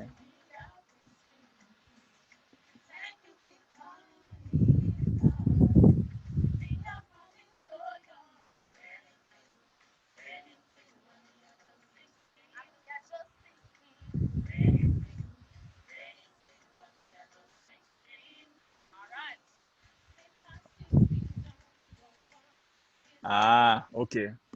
So this is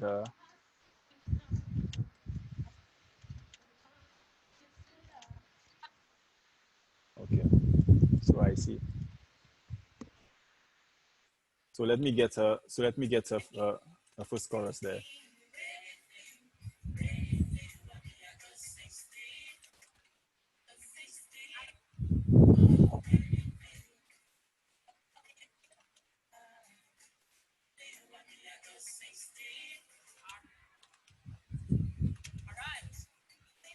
Okay. So let's put her in sync. So I'm going to delete her. I'm going to delete the beginning there on her track, and let's go to the beginning of her verse.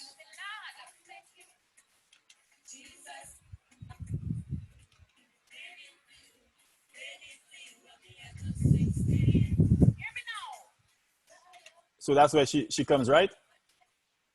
Yes. Okay. So let's put her in.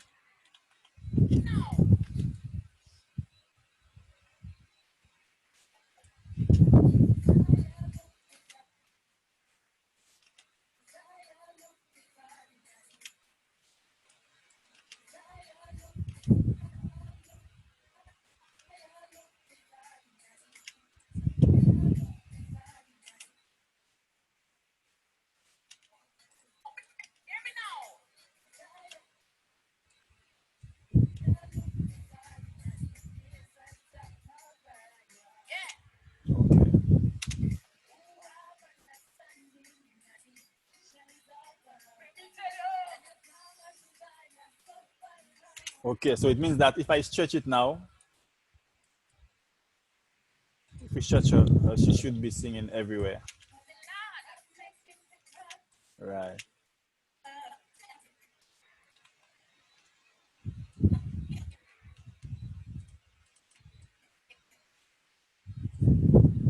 So Pastor Wally, when we are doing the recordings, what is the best way to do it? Because what we did was we had everybody do a full recording of the song. Should we just let them do the parts, like those who only sing chorus? Should we just let them do one chorus? Mm-hmm. Yes, yes. That's also a good way to do it. Yeah, because it would also be easier for whoever's editing to know that they fit the persons who sing chorus there. Yeah, so it's good. So you make the lead. So you make the lead. So you make the lead singers sing the full song, and those who just do chorus, just make them do the chorus. Yeah. So the way you all did it, it was good. Okay. Yeah. The way you did it.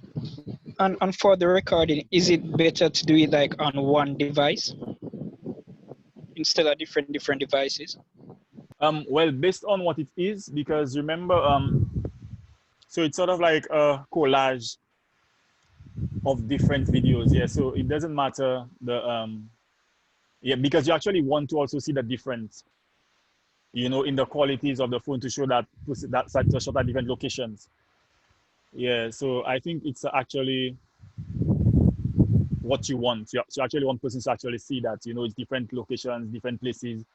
Yeah, so the differences in the camera quality and the stuff, the background. I think it's good because you also wanted to show like it's like a mobile, so that because I think that was time of the pandemic. Because of the pandemic situation, is like we want to show that. So the video quality per se, unless you actually want it professionally done, like the other guys are doing, then you can use one device and then shoot it. But if you want to actually just give the effect that, it's different locations, different places, you want to give that Zoom type of effect, where you have everybody in that meeting here. So you could actually use it because you've actually done commercials using that type of effect, just making persons use their mobile phones and record because it's an effect you actually wanted. Yeah. Whereas we actually had professional cameras, we could have shot everybody in the different locations with the same camera. But if it's just the effect you want, but if you actually want something professional, you know, then it would be wise to use one camera and do it. Yeah, but it's all preference. Yeah, so it depends on the look you want. It depends on the look and feel you want of your video. So you could use the different cameras, and it's also easier. It also, because remember, time of the pandemic, because persons couldn't move or come together, it's like record it wherever you are.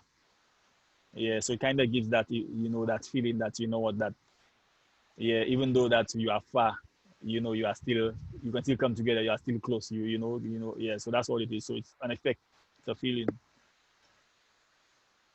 Yeah.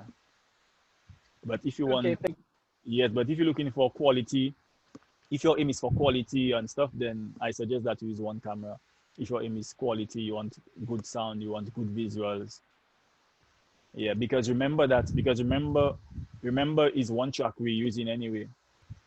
You know, is one track we have, and then we just sync in the visuals to the track. But if you actually want to use the raw audio of persons in their locations, like I see First Love have, they actually use the raw audio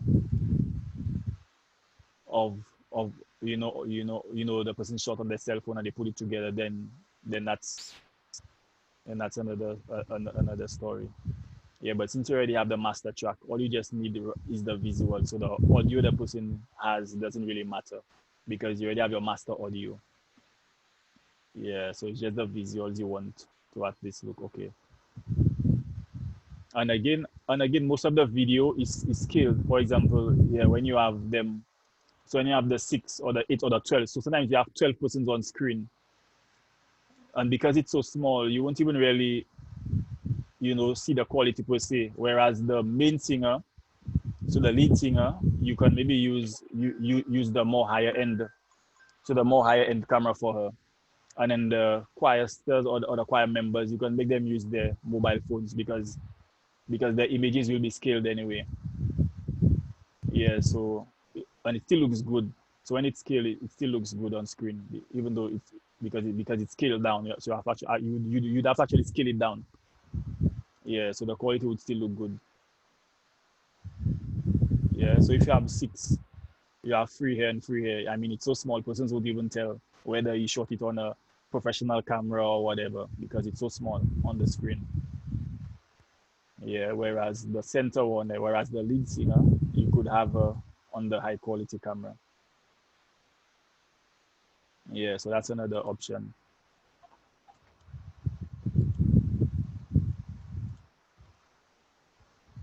Does that answer your question? Yes, it does. Thank you. So practically, so that's it. You know, all you do. So every single clip you get, what you do, you put them on tracks. So you lay them on your tracks, especially you lay them on your tracks, and then all you do is as you play the song, so you just cut. So you cut back and forth. So imagine the one I did for you guys, right? I think you had at least, I don't know if it's 18 or something. So I actually had 18 tracks laid down inside of here. 18 tracks laid down. And then what I did, as the song was playing, I would actually cut based on the persons I want to see on screen. I would actually cut them. So if I wanted 1, 2, 3, 4, 5 of them 4 of them on screen, I would cut them and position them the way I want them by just going down on each track.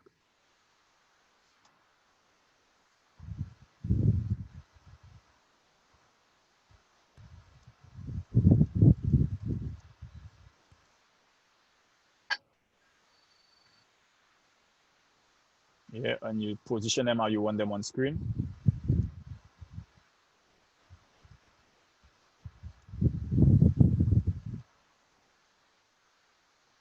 Yeah, and you let them play out. So if you play it,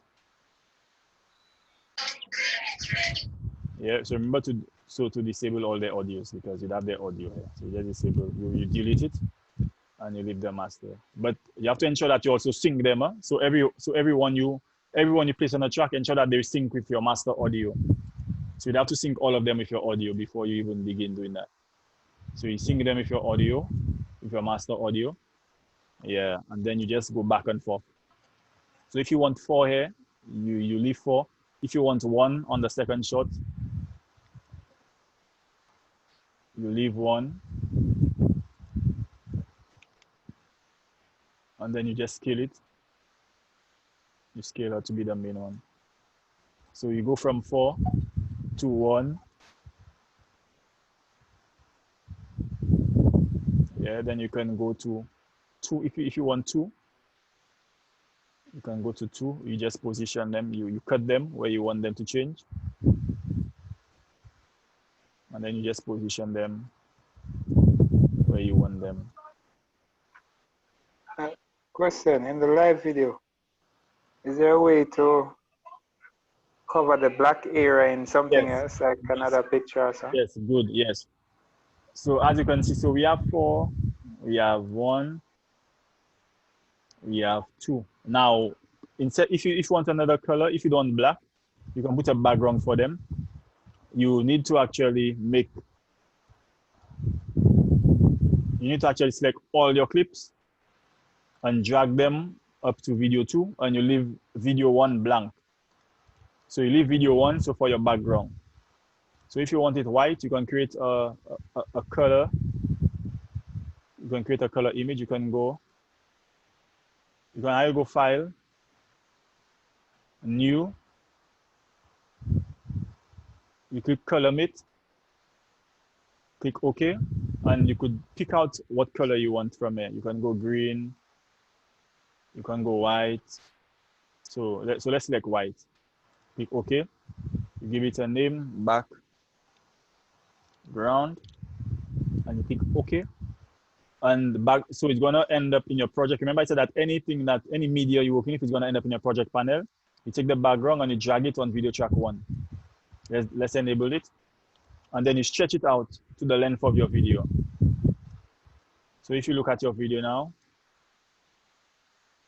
it's against the white background you created.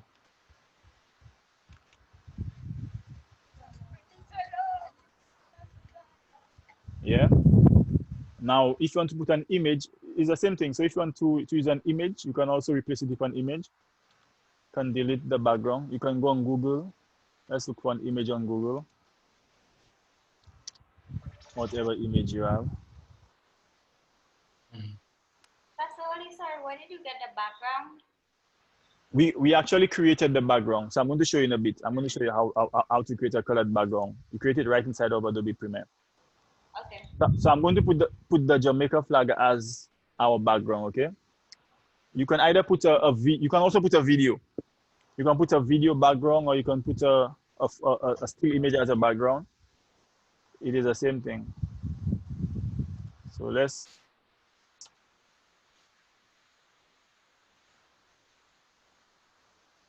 so I downloaded an image. I'm just going to drag and drop it in there.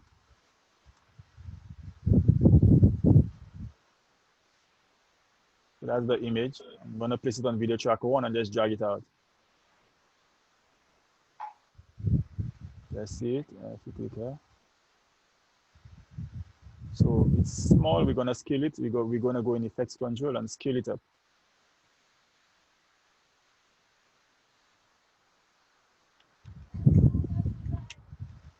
Yeah. So you could also, like I said, it doesn't have to be a still image. You can actually put a video behind them also. Yeah, and there are really nice videos you could use if you go on YouTube.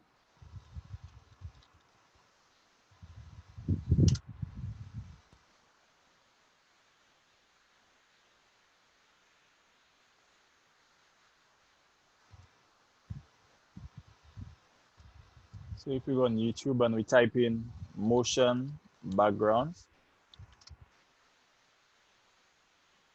So I'm going to show you my YouTube page. You type motion backgrounds on YouTube. There are a lot of nice backgrounds you can select from, free backgrounds. a browser, one of the good browsers I suggest that you also download is called Touch. Touch allows you to preview videos. So whatever video you play in YouTube, you could just click this button on top and download it. So for example, if you want this nice background, you just click on it. It's gonna play it back. And you just click this button here, download in Touch. Once you click it, it's gonna download the video for you. Any YouTube video. So then you're gonna go into your downloads, take it and bring it in your project. You can copy it, let's cut it, and just paste it in our folder.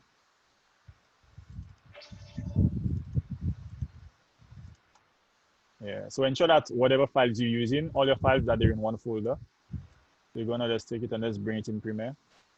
Okay, let me look for my Premiere. Let's import it in Premiere. So let's import it in Premiere by double clicking here. Select it. We want to double click it so it loads up in the source window. It's just the video we want. So we're going to select in the source monitor. You actually have the option to select the audio or the video. It's just a video you want to use as a background. So you're going to click on it, drag it, and drop it. Right now, the reason why I can't drop it here is because I don't have any track selected. So you're going to click on video 1 on both sides and then do it again. It's going to drop it here. Now, if you look at it here, it's there, but we need to scale it up. We need to scale up the background. So we're going to scale it, go in Effects Controls, and scale it up. Or we could have right-click and click Scale to Frame Size. Now, if you play it back,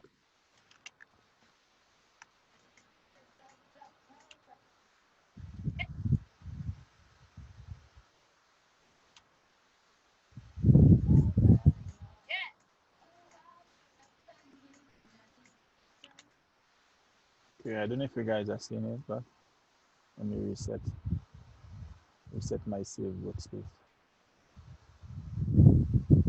So I'm just resetting the workspace.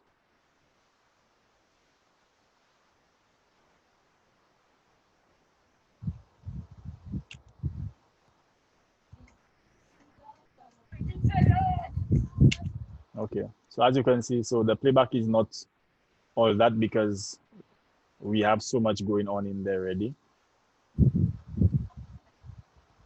Okay. You also have an option under the program monitor to load down the quality. So once it begins to stick and stuff, you can see that, you know, the processing is beginning to get hectic. You could load on the quality. You could go a quarter, and let's try the playback again.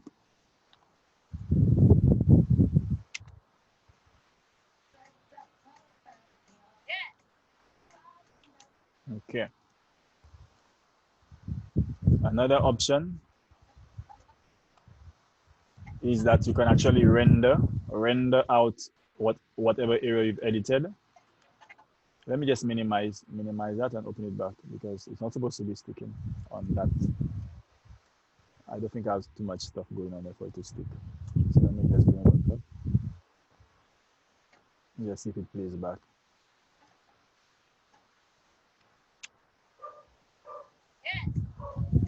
Okay.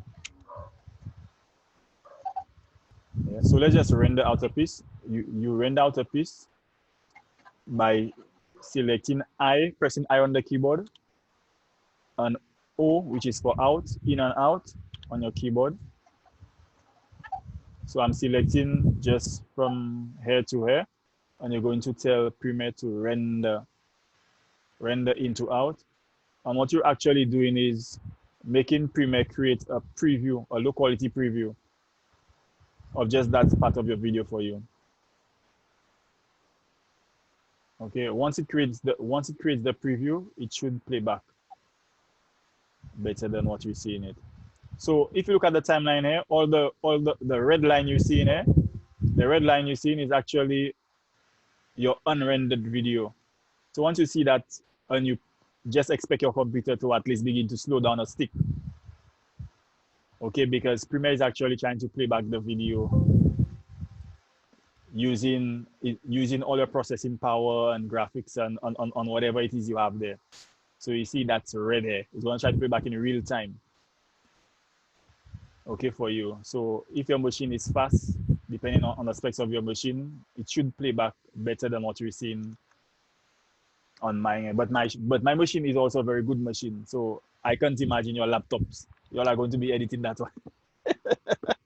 Yeah, I'm actually on a desktop. On the desktop, yeah, so it's an i7 processor and I have almost, I think, 24 gigs of RAM on top of there.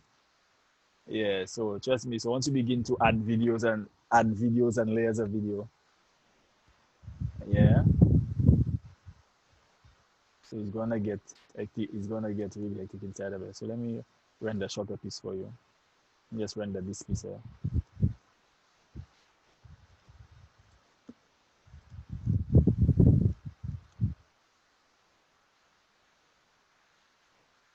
Yeah, so once it finishes renders, so the area I selected, if you look to the top, it's gonna turn green. It's gonna turn green, and Premiere just telling you that it's created the preview video for you. And if you press play, so it should play back properly. I tried it on somebody's laptop today. I rendered and everything, but it wasn't playing back at all. Yeah, because the laptop was not all that. Yeah.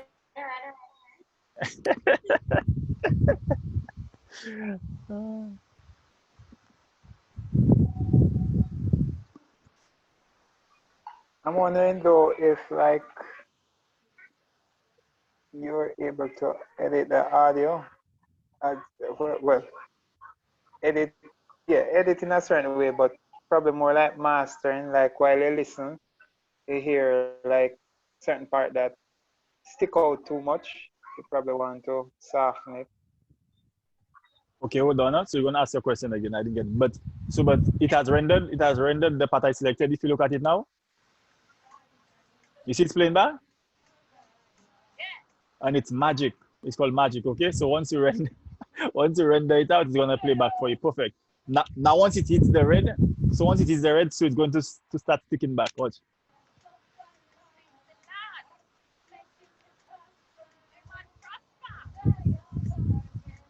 Okay.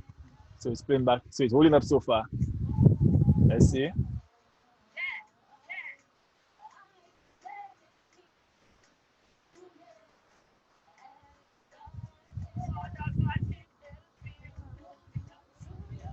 Okay, so you see, so far, so it's holding up, and all I had to do was just render a little piece, and it started showing back fine here.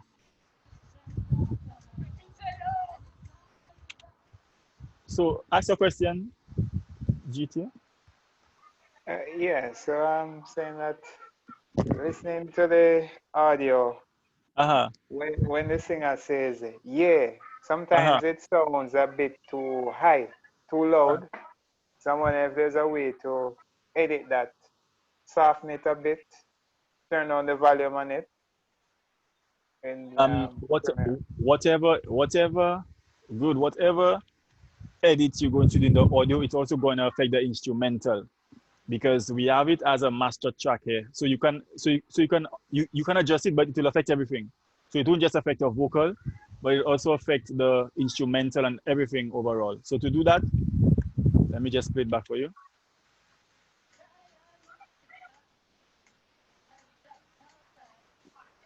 All right, that's ear there.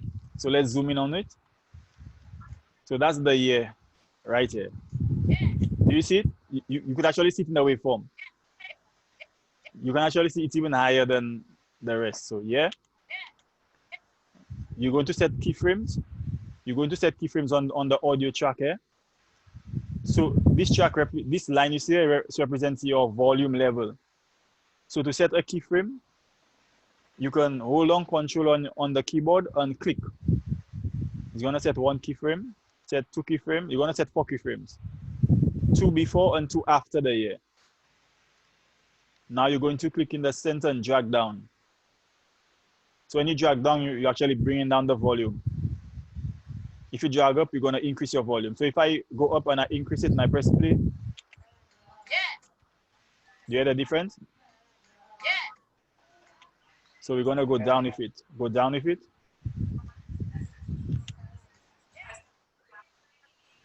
Yeah, but as you've decreased it, you've also decreased the instrumental also. Yeah, you've actually decreased the volume on the whole track. Okay, so for you to have actually edited the year, you would have done it before you actually mixed it down to the final file. So that would have been done in the audio program which you use to put everything together. You'd have to adjust a vocal separately. I see. Okay, whereas also in Premiere we also do audio mixing. So if we were to do a commercial or exactly what you see there, so the final track, we could have taken all the vocals and also mixed it with the instrumental inside of Premiere. And then we could have also adjusted the year inside of Premiere also.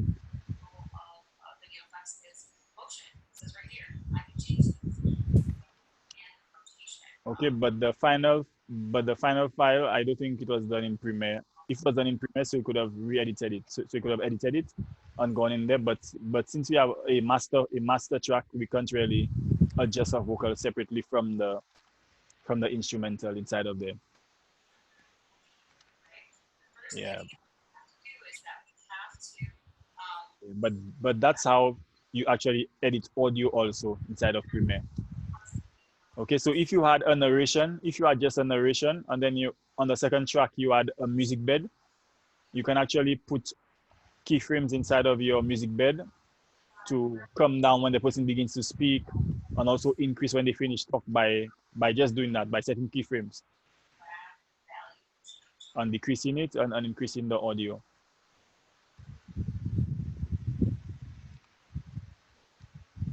Does that answer your question? Yes, thank you. Thank you very much. So are we clear on actually getting the multiple videos or the collage on there on screen, on how we actually get it by actually utilizing the tracks? And also, you see currently we have 7 tracks. More tracks can be added by just taking a clip and dragging it up. We drag it up in the space. You see video track 8, you could just add tracks by dragging up, and it's gonna add more tracks for you. Yeah, so I think you could have up to 100 tracks in there. Same thing for audio. If you think that you're running out of audio tracks, you just drag your audio track down and it's gonna add. Or you have another option. You have the other option by right-clicking and clicking add tracks. Okay, if you add tracks, you can tell it how many video tracks you want to add and how many audio tracks you want to add inside of there, in addition to the ones you have.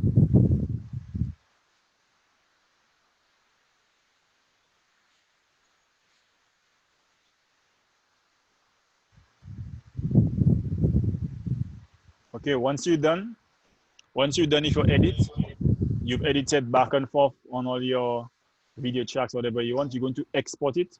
When you're exporting your final file, you need to tell Premiere what is it that you want to export. So you bring your current time indicator, your CTI, to the beginning of it, and you press I on your keyboard, which is in, and you go to the end, and you press O, which is out. As you can see, the selection, Premiere selects your length of your video, of your editor, and then you go File, Export, Media, File Export Media, and Premiere is going to open its export settings.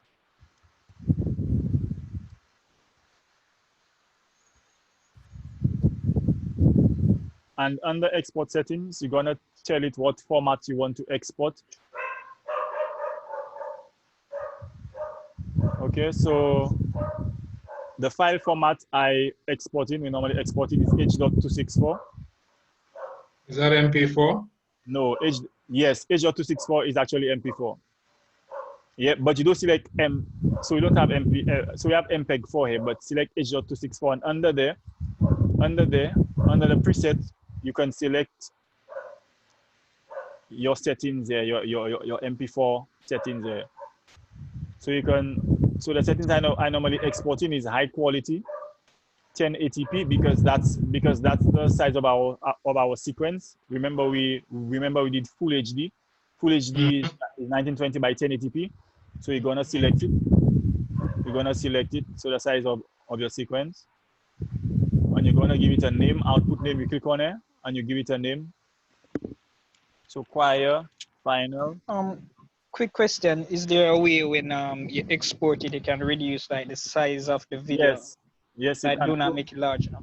So if you look down here, you see estimated file size 764 megabytes. H.264 is one of the smallest export sizes you could use. Yeah, if I were to select MPEG-4, let's see the size MPEG-4. MPEG-4 would give it 12 megabytes, but look at do you see it? It's 352 by 288, and you can see that it has already reduced the quality here. Mm-hmm. Now we can change it here, but that's all options it gives. As you can see, that's it here. It doesn't give you any other size. You can go smaller. Yeah, but you can't see anything there. Yeah, so if you want to file size plus, if you go QuickTime is huge. QuickTime is one of the biggest file sizes you could export. If I go QuickTime,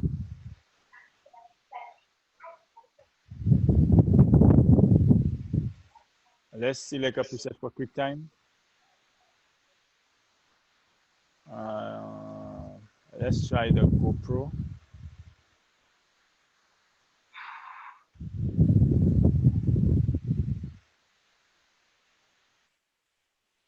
Okay, so QuickTime is not even giving me my file size. I'm not even seeing the file size on my QuickTime here. The number is too big. Yeah. Yes, but QuickTime is a huge file format to export as. But if you want size and also quality, I suggest H.264, that you export in H.264, and then you select a preset. If you're exporting for Facebook, it also has preset options for it here, but we normally export everything at high quality HD, or if we want 4K, we use the 4K here. And then we upload to Facebook and YouTube for them to do their compression and conversions. So if you go high quality, 1080p HD, 764 megabytes, I mean, that's less than a gig. Yeah, and then you just click on export. Once you click export, it's gonna export whatever you selected down there. So for to keep the quality that it can go on certain device, so the people can download it much quicker, don't have to worry about their megabyte. Yes. What's the best solution? For you to ask your question again. For example, you send it through WhatsApp, sometimes like the size of the video cannot go because of the size cannot upload to WhatsApp. Well, yes, WhatsApp. Yes, so WhatsApp, you can actually upload that to WhatsApp. WhatsApp surprisingly does upload 768. Or if you want, instead of 1080p, what you can do is go 720p. It would cut it down to almost half, 388, and it will also keep the quality. Okay, thank you.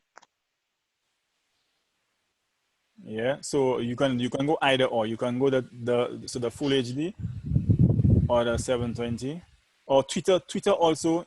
Twitter also cuts down the file size under the 1080p. If I go Twitter 1080, 81 megabytes. You can use that for WhatsApp. You see it? 81 megabytes, and it's actually full HD also.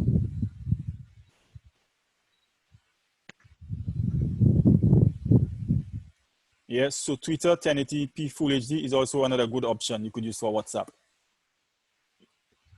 Yeah, but if you want to export for re-edit, or you want a high quality version, I suggest you use the high quality 1080p HD. Yeah, for your final export, you could utilize that. And then for your WhatsApp, you can use the Twitter 1080, which is way smaller, 81 megabytes.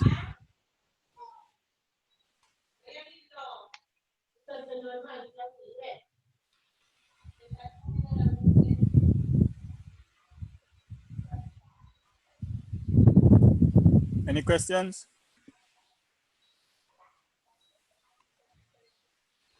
Now, the ministrations we see on, that's bonus, huh? The ministrations we see, or the presentations we've been seeing on First Love and all these things, we see all the nice borders and all these things. These things are actually presets.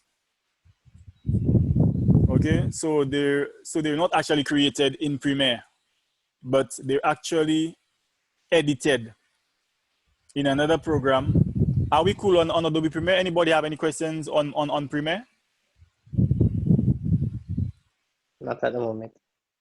Okay, yes. They actually edit it in another software, which is called After Effects. Adobe After Effects. And like I said, Adobe After Effects, that's where you create all the nice effects, all the nice transitions, and you see all these things. Adobe After Effects is what they use. And online, you can get a lot of presets or templates or video templates, which actually works in After Effects. So all you need to do is just replace the video inside of there.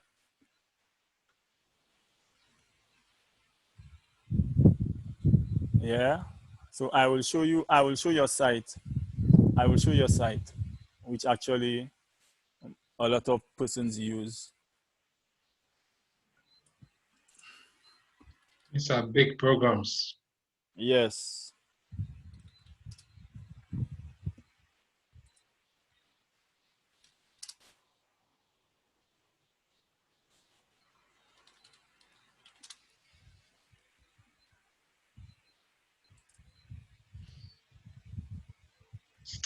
So the site for presets persons use, if you watch it here, if you go on videohive.net, inside of it, we have a lot of templates for Premiere and After Effects. If you go on After Effects,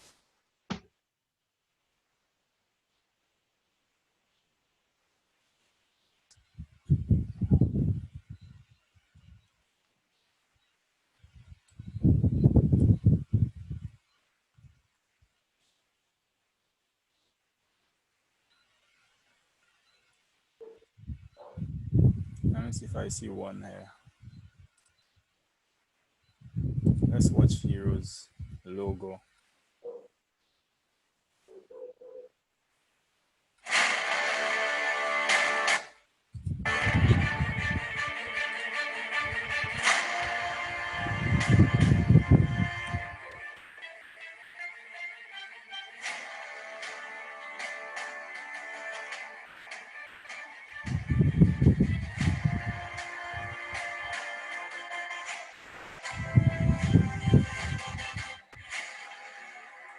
So that's one of the templates you could actually purchase on top of there. And all you need to do is just change the images. So it's already done, everything inside of there, so it's already done for you. And all you need to do is just change the images so that are there. And you're actually gonna get what you see there. So what you see there. So everything is already done for you. So inside of these templates. Yeah. Let me show you another. Let me see if I get one. Let me see Zoom. Let me see if it has a Zoom template. So let's type Zoom.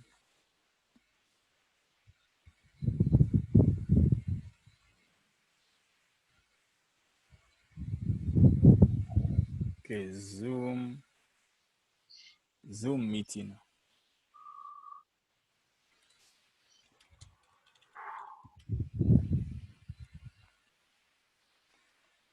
Right, so let's look at that this Zoom template here.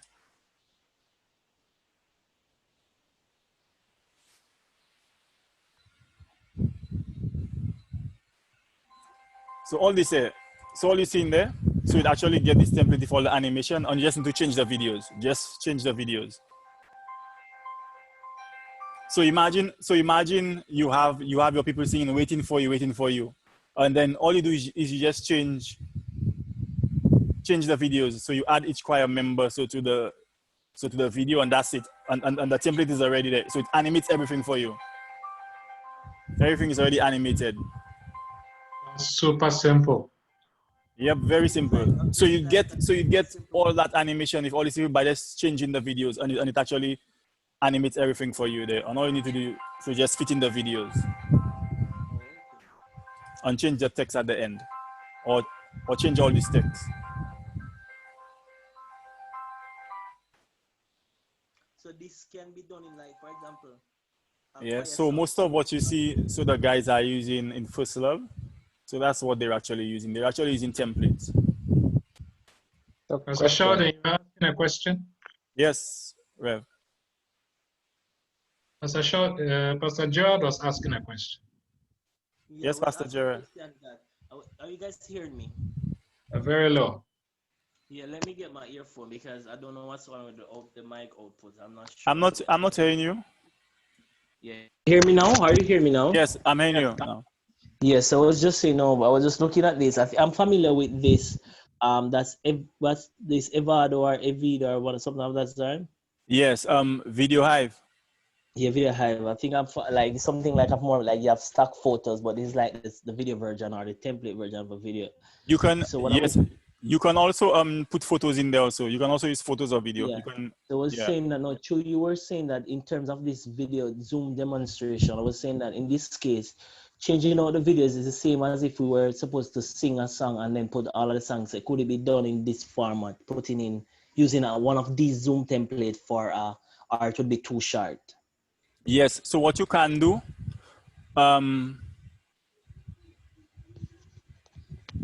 what you'd have to do is actually get the audio section.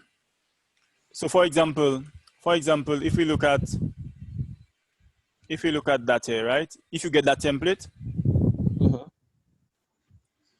and then and then you want to utilize here, so the 9 multi-window piece here, you'd have to actually go inside of After Effects, fit in all the videos where the persons are singing together, export it, and then bring it inside of Premiere and put it together inside and put the final thing in Premiere. Okay. Yeah, because remember, yes. So remember I told you, After Effects. After Effects is another program which uses a lot of processing power. So even your final edits, like for example a 5-minute piece, you don't really edit a whole 5-minute piece inside of After Effects. Okay. Yeah. So you actually edit piece by piece and then you export it to put together in Premiere. So Adobe Premiere is like sort of like always the last software which you use. So it's like the one which you actually output your final product from. If it's a 30-minute commercial, I normally do like 30-minute commercials inside of After Effects. Sorry, 40-second commercials inside of After Effects, because it's, but then when it comes to things like 5 minutes, 4 minutes, and these type of things, 40 minutes, we don't really edit these things full inside of After Effects. So we do whatever effects we have to do inside of there. We export them, and then we put them together inside of Premiere. So you would have to, so you would have had to go in After Effects, put all your choir members inside of there singing the chorus, then export it, and then bring it back inside of Premiere and sync it with the chorus inside of there. Okay. Inside of Premiere. And these templates are not free. No. There are sites. So there are sites so which you could actually get some free ones. If you go in Google and you type so the name of this Video Hive. So you type Video Hive. So free templates. So you should get some. Oh, okay then. Yeah. Okay. So Video Hive actually has some free templates sites. Let me see if I could show you some of them.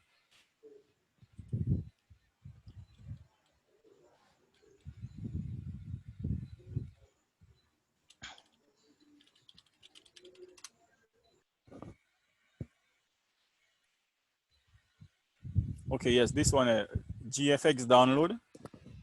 Let me see if GFX download actually has the Zoom meeting. And it's easier if it actually works.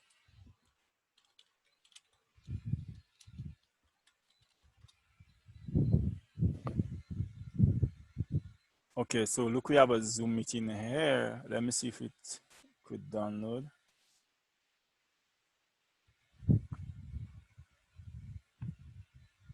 Scroll down. Okay, buy it here. Nope.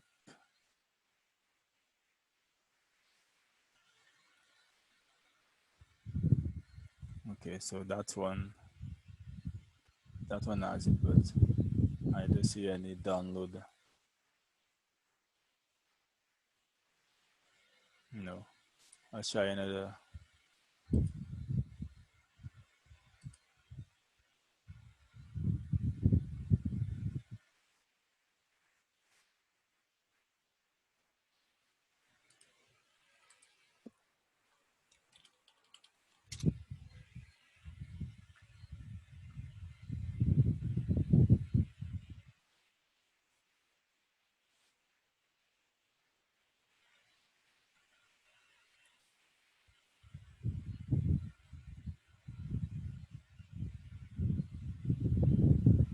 Okay, right. So this one, so you could maybe mark that site, gfxdownload.com.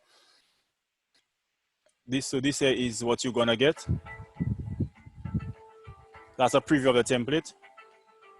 All you need to do is just replace these videos. Right. To download it, you have different links here you can use to download it. Let's try one of the links. I normally use ZPShare. ZPShare is one of the trusted sources. Let's see if you can get that one. Right away, look at it. So you click download. Now you have to close a couple of windows. So for example, when you click on it, it hasn't gone to the proper site yet. So you're gonna just close that and click download again here. Close that, click download again. I think it's at least 3 times. Close it and click once more. It should start downloading. Okay, not as yet. Hold on. So close it. Okay, right. So you see it started downloading. So you have to click it at least 3 or 4 times and close whatever that pops up. So that's it here. So that's the template. You click on open. So let's just test it out. Let's see what we get here. So let's extract it. Let's drop it on my desktop.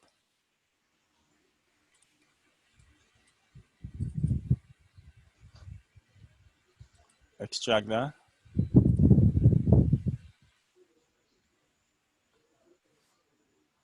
And here's your After Effects file. So you double click it, so it's going to open up After Effects.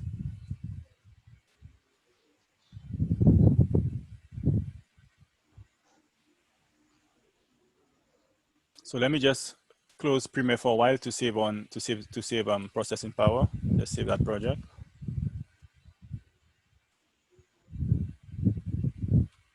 Okay, so click OK. Now After Effects is another very, it's more complex than Premiere. It has a lot into it. And any good editor will tell you that they haven't learned After Effects thoroughly because it has a lot inside of there. It has a lot going on. Yeah, so let's just see what's going on here. Let's change it to fit quarter.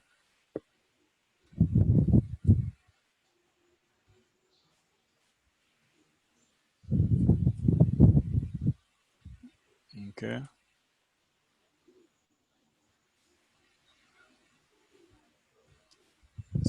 So do you see it? So do you see the project? So this is the beginning of it. Let me just render it a bit so you could and put it at its lowest quarter. And the thing about it, the reason why it's also moving slow is because that template is actually 4K. So it's not HD, it's actually 4K. So let's go to a lower resolution. I actually have the 4K. Let's go to the HD. Let's go to the HD. Let's see what the HD looks like. The HD is a lot, so it should render back much quicker.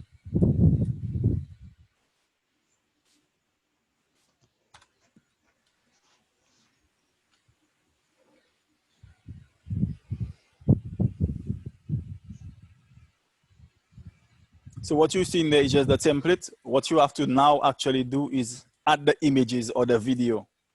Where you see image and where you see video. So you just need to put in your video and images. So let's add a couple of clips inside of there. Let me just show you. So for example, the collage, let's go to the collage piece.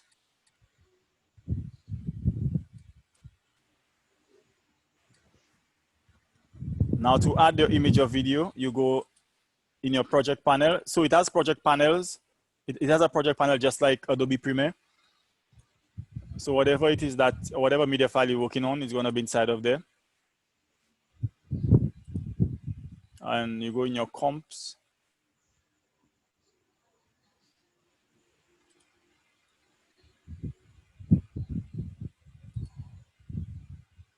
Inside there we have different scenes.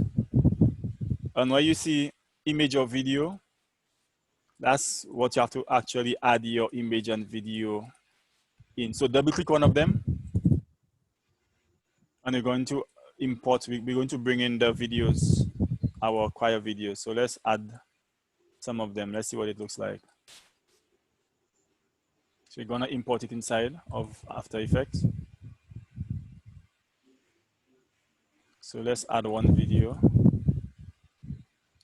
Let's go back to our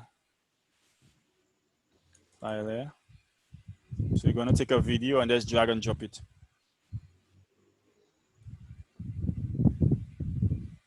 You're gonna scale it up. Press S for scale and just scale it up here. Oh. So that's video 1. Let's go to video 2. We're gonna take our second video, drag and drop it here. You're gonna scale it up. So let's just make a folder frame because the video is already. I'm gonna go to video 3. Let's add.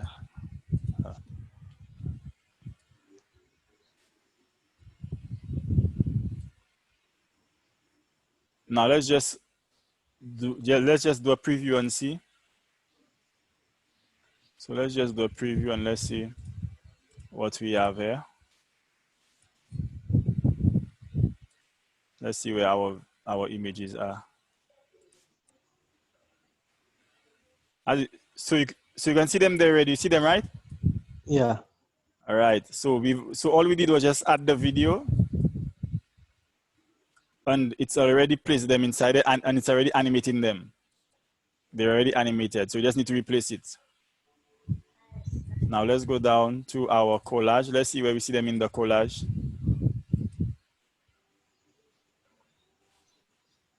Some of these things from scratch, right?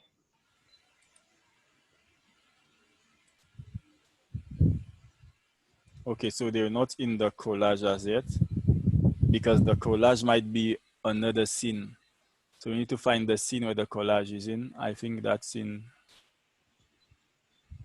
let's double click it. Yeah, so like I tell you, After Effects is a whole kettle of fish. I don't know if some of you are lost or if you're like keeping track on what I'm doing. Okay.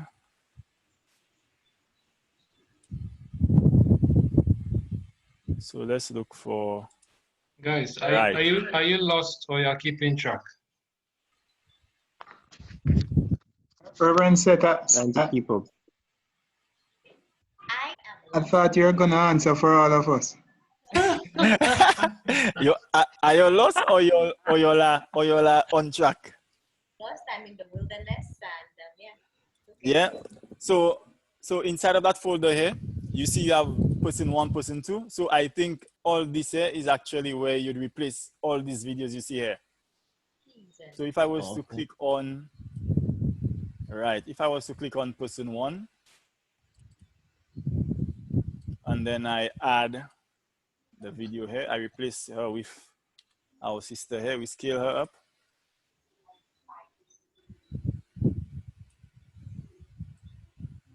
And we go back.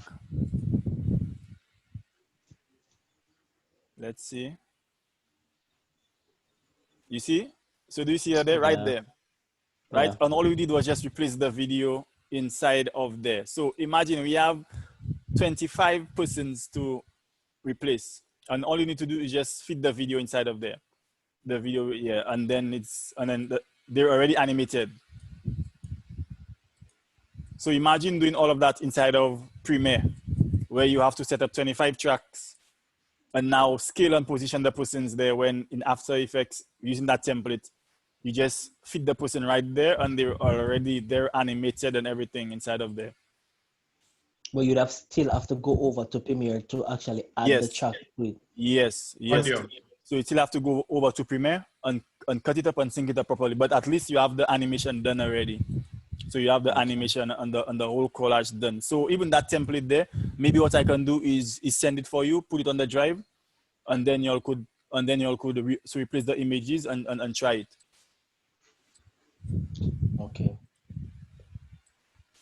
Okay, or y'all have the site, y'all could browse the site and download whatever templates y'all want and practice with it. Maybe another time, another day, I can schedule a basic on how to use Premiere, because I know that most of you guys, so y'all haven't used, After Effects, sorry, y'all haven't used After Effects, and I could show you all how to use After Effects, so the basics in After Effects also. Sounds good. Yes, but After Effects will cut down your time tremendously. Yeah, Premiere is more for long form and putting together stuff. But if you want effects, all the nice effects and all the stuff you've seen, the software for that is After Effects. Okay, After Effects is used for that, and then it works hand in hand with Premiere. Whatever you export, then you put your stuff together in Premiere. Okay, and the next one is also Photoshop. So these 3 programs, they work hand in hand: Photoshop, After Effects, and Premiere. And the thing about it is that all the projects, you could link them. So whatever project you're working on Premiere, you can import it in After Effects, and whatever change you make in After Effects, it will show up in Premiere. So the same thing in Photoshop. If you're working on a flyer in Photoshop and you import it inside of your project in Premiere, if you make any change in Photoshop, it will also update in any of these other softwares. So they work hand in hand. It's called Dynamic Link. Yeah, so these are the free software. So I believe that as editors, so that we all should get familiar with. Okay, we should know. Once you know all these free softwares, Charlie, you all would be really good editors. You all will be great at what you'll do. Okay, so if you have any questions, you could ask. Guys, are you there? Yes, we're here. We're here. Yeah, and you see, I have all 3 of them. So I have Premiere, Photoshop, and After Effects right there on my taskbar. Yeah, because with these free softwares, once you get these free software, you could actually have So what do you use Photoshop to do that? Photoshop is used to create flyers. Yeah. And you can use Photoshop to create flyers and name bars, title bars. So for example, if you look at First Love, and I think he's asking how Photoshop is connected to the video editor. Yeah, but you said it just now. Yeah, you said it just now in terms of the taskbar. So you would have created the taskbar, save it as a PNG format, no background, and then export it. Yes, lower thirds. Yes, you could. Yeah, you can use Photoshop to create name bars, and stuff, end cards. Okay, so that you can create that in Premiere. You can do that in Premiere. Yes, and you could import it inside of Premiere. And no, whatever. I mean, like, you cannot create it from scratch in Premiere, like you want to create a name bar in Premiere. They don't allow you to do that? If you want to create a name bar in Premiere, yes, you could actually create a name bar in Scratch in Premiere. Okay, but Premiere, doing it in Photoshop actually make it easier. Premiere is limited. Premiere is limited to the designs of your name bar. Okay, okay, good. Yes, I got Premiere you. is very limited. Premiere actually has some preset. Premiere has some preset name bars you could also use. It has some name bars which are already there. Let me show you some of them. But in terms of actually creating really nice name bars, yes, Photoshop is the go-to software. You can actually launch Photoshop from Premiere, and you can actually launch After Effects from Premiere. Okay, good. Yeah. So let me show you some of the preset name bars in Premiere. If you go, so for example, new project.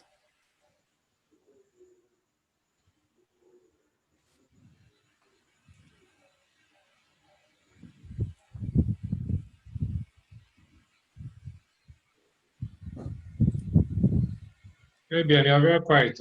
Fabian, are you there? Yes, I'm here. Okay. Theo, are you there? Yes, Rev. I'm here. Okay, Premiere has a tab. If you go to Window, you see Essential Graphics. You select that. It has some templates. It should have some templates inside there. Yeah, it has some preset templates already there. You see it have angle lower third. So once you put your mouse over it, it shows you, it gives you a preview of what it does. It has credits. And all you do is you just select, so for example, you just select one of them. Let me just show you.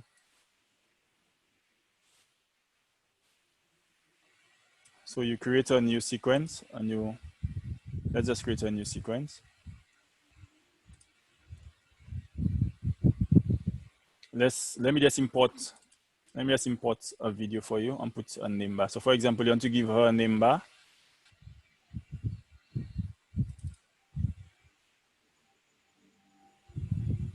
Take a video, you drag it here. Keep existing settings. So you could just go in here and take one of the presets, drag, and drop it on your timeline. So let's close it.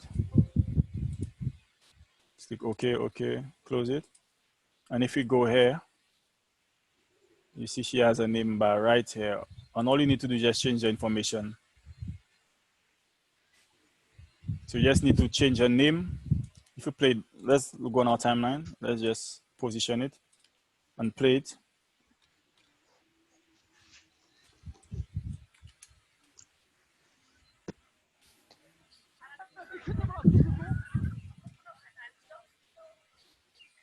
Yeah, all you need to do is just change the information in there. You change it by going to the effects control panel. And you see you have text insert, text add. You just change. You can either go inside of it or unchange it.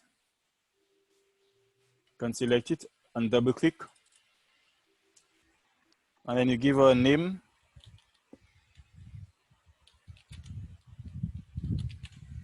Sister Rose. I don't know if that's a name, but it looks like a rose.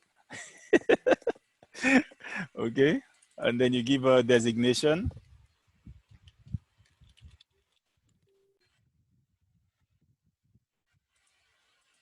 And there you have it. Name bar in 1 minute. Okay. So if you play it back, let's go half. Let me see what it shows, half quality.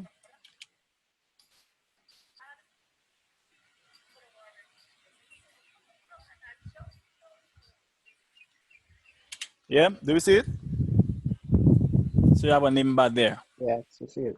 And the way you get that, like I said, in Window, you go Essential Graphics, and you have the preset, some preset name bars. It's gonna load some preset name bars inside there for you. And you can select any of them and just change the information. If you click here, title, drag it here. Scroll over here also. You can change your title there.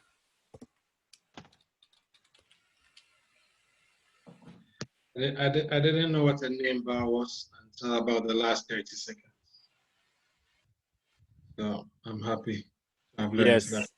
Yes. So that's a name bar, or we also call it a lower third. It's called a lower third also. Yeah. So if you go in Google and you type lower third, it's gonna show you some examples of lower thirds. Yeah, it's also called a lower third.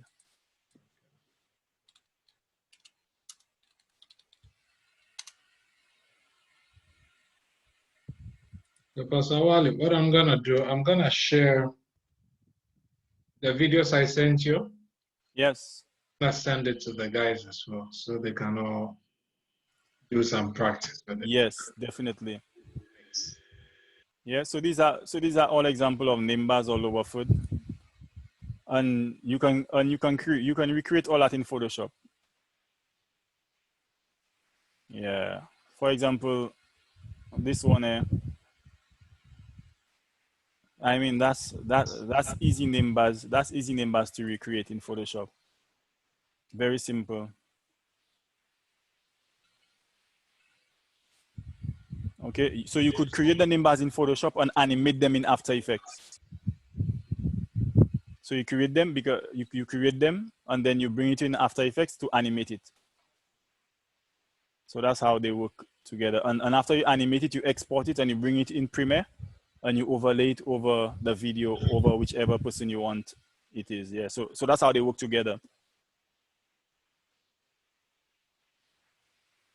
Yeah.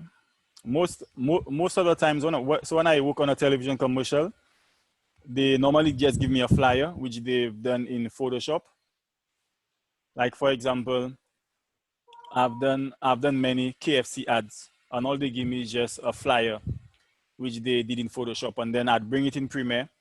No, I'd bring it in After Effects and animate it, and then bring it in Premiere and put the audio and finish and turn it into an ad.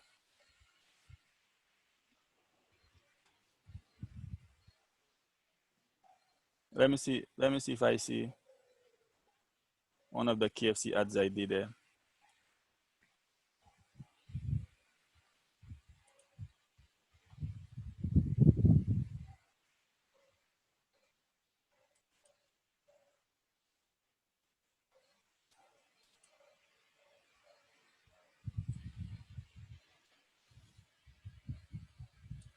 For example, this here I did there. It's back and bigger than ever. The most exciting television program on this network, Rising Future Gospel Edition. See, I don't know how, but this power running on my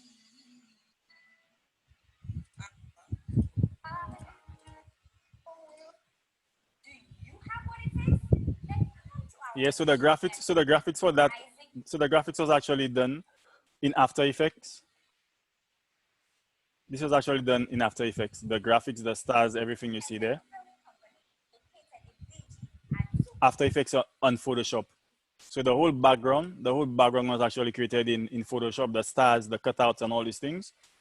And then I brought it inside of After Effects and I animated it. I put it together. And the final edit, yes, and the final edit in Premiere, or you can also bring the video in After Effects and chroma key her inside of After Effects. And then in Premiere, you put everything together, the audio and everything. Yo, were you asking a question? No, I was just saying that the background is nice. Yeah. So question. How do you get her out personally? How do we? Yes, get her out. Do you guys like mask it or something? Yes. So what we do, I shoot her against a green screen, and then we key her out. It's called chroma keying. You can chroma key in Premiere or After Effects. Let me show you a quick chroma key. Let me see if I have any green screen footage.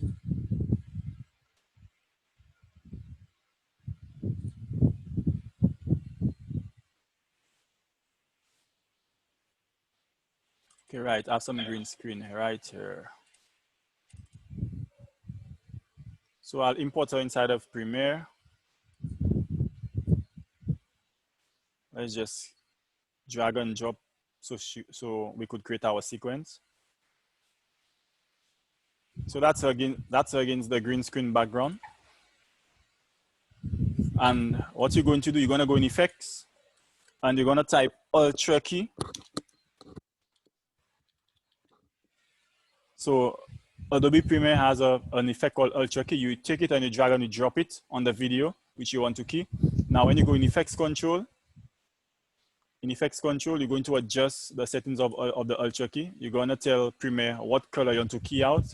You see key color, you select on the eyedropper tool, and you tell it you want to key out this green, and it automatically removes the green for you. Now, it's not complete, it's not neat because you still see some mess. So let's just test it out. We're going to put a background behind her. Let's see what background we have here. We're going to put a background behind her. Let's put that. I'm going to put a video background behind her. So I'm going to take the video, just the video I want. I'm going to drop it here on video track 1.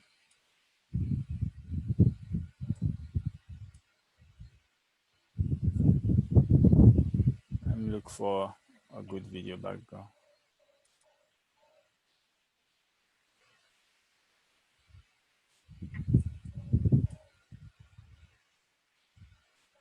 I'm looking for a frame.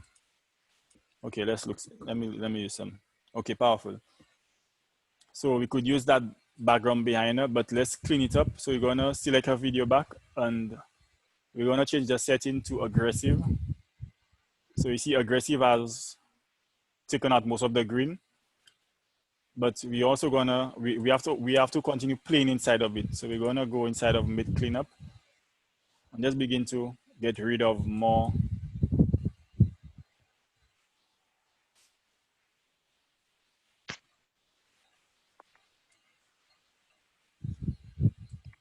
Until we see it looking the way we want it.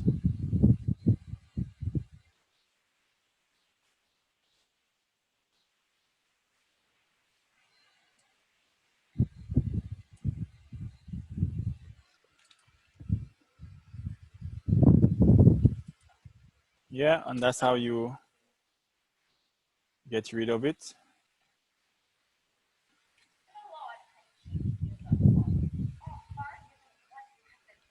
Question. Yeah. So you can use this effect with any solid color background? Yep, any back. No, it's not any color. You normally stick to green or blue. The reason why you use green is that's the only color so you don't get in your skin.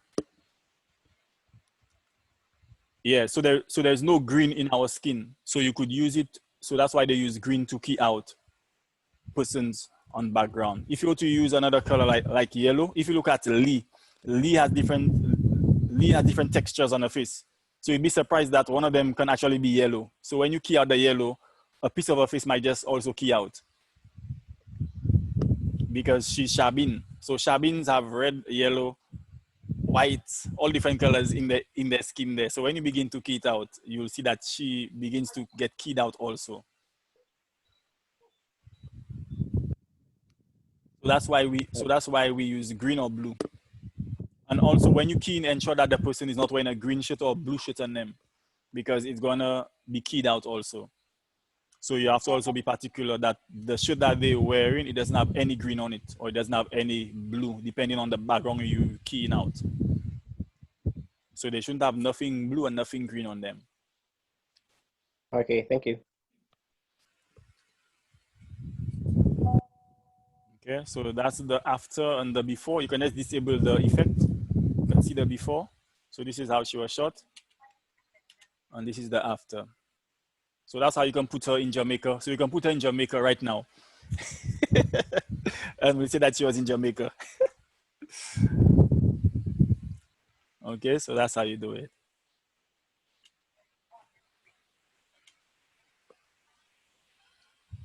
Did you get that? Can we actually key? Yes, I got it. Okay, Powerful. Any other questions?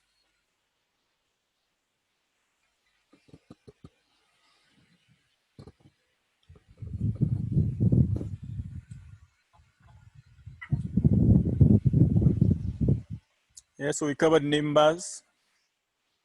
At least you know how to add name bars, preset name bars. Okay, if you want to create your own name bar, simple name bar in Premiere, you can go File, New, Title, or Legacy Title, or you can just select text here. You can just select T, the text, the type tool. You click on the screen and you begin to type.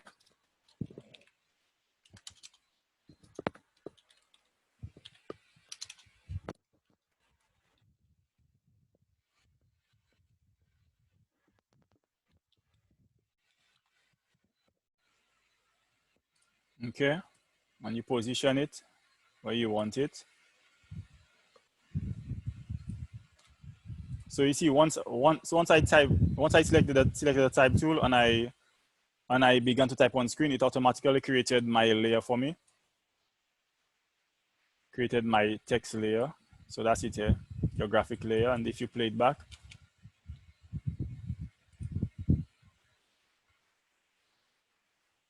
you have your lower third right here. You have your name bar created. And you can put a transition on it. You can go on effects. And if you go on video transition, you can add a dissolve on the dissolve. You can add a dissolve to the beginning of it and to the ending of it. So it would fade on, and also it would fade on screen and then also fade off screen.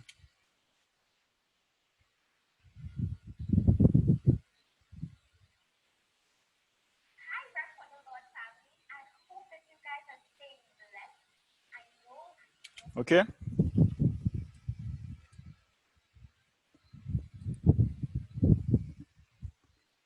You can change the color in effects control.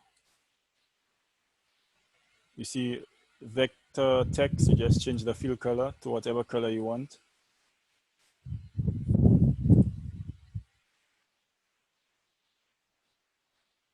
Yeah, so remember most of your settings, your effect settings, if you want to change color, you want to move stuff, it's found in the effects control panel. So there are two panels, the effects panel and the effects control. You change your stuff right there. You can change its position in the effects control panel. You change its scaling.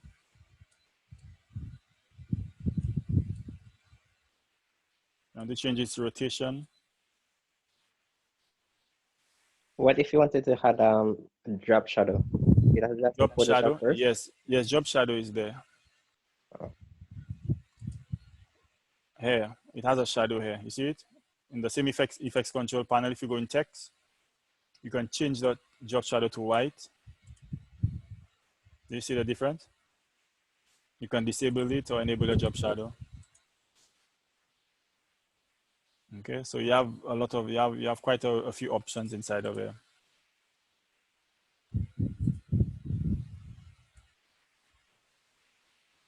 You can also animate your layers also. So for example, if I wanted, so let me just remove the dissolve. If I wanted it to slide in, you can go to the motion. So you set your keyframe position. You drag in time. You set and then you move it to where you want it to be. Off screen. So if you play it back, you're gonna start on screen, then go off screen. Or let's do it the other way around. You want it off screen. You're gonna set your keyframe, put it off screen, then play, and then bring it back on screen, drag. And if you play it back,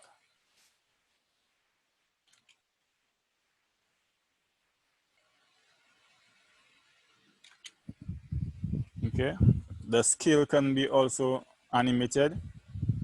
You can click on scale, set the keyframe, Go in time, scale it up or scale it down.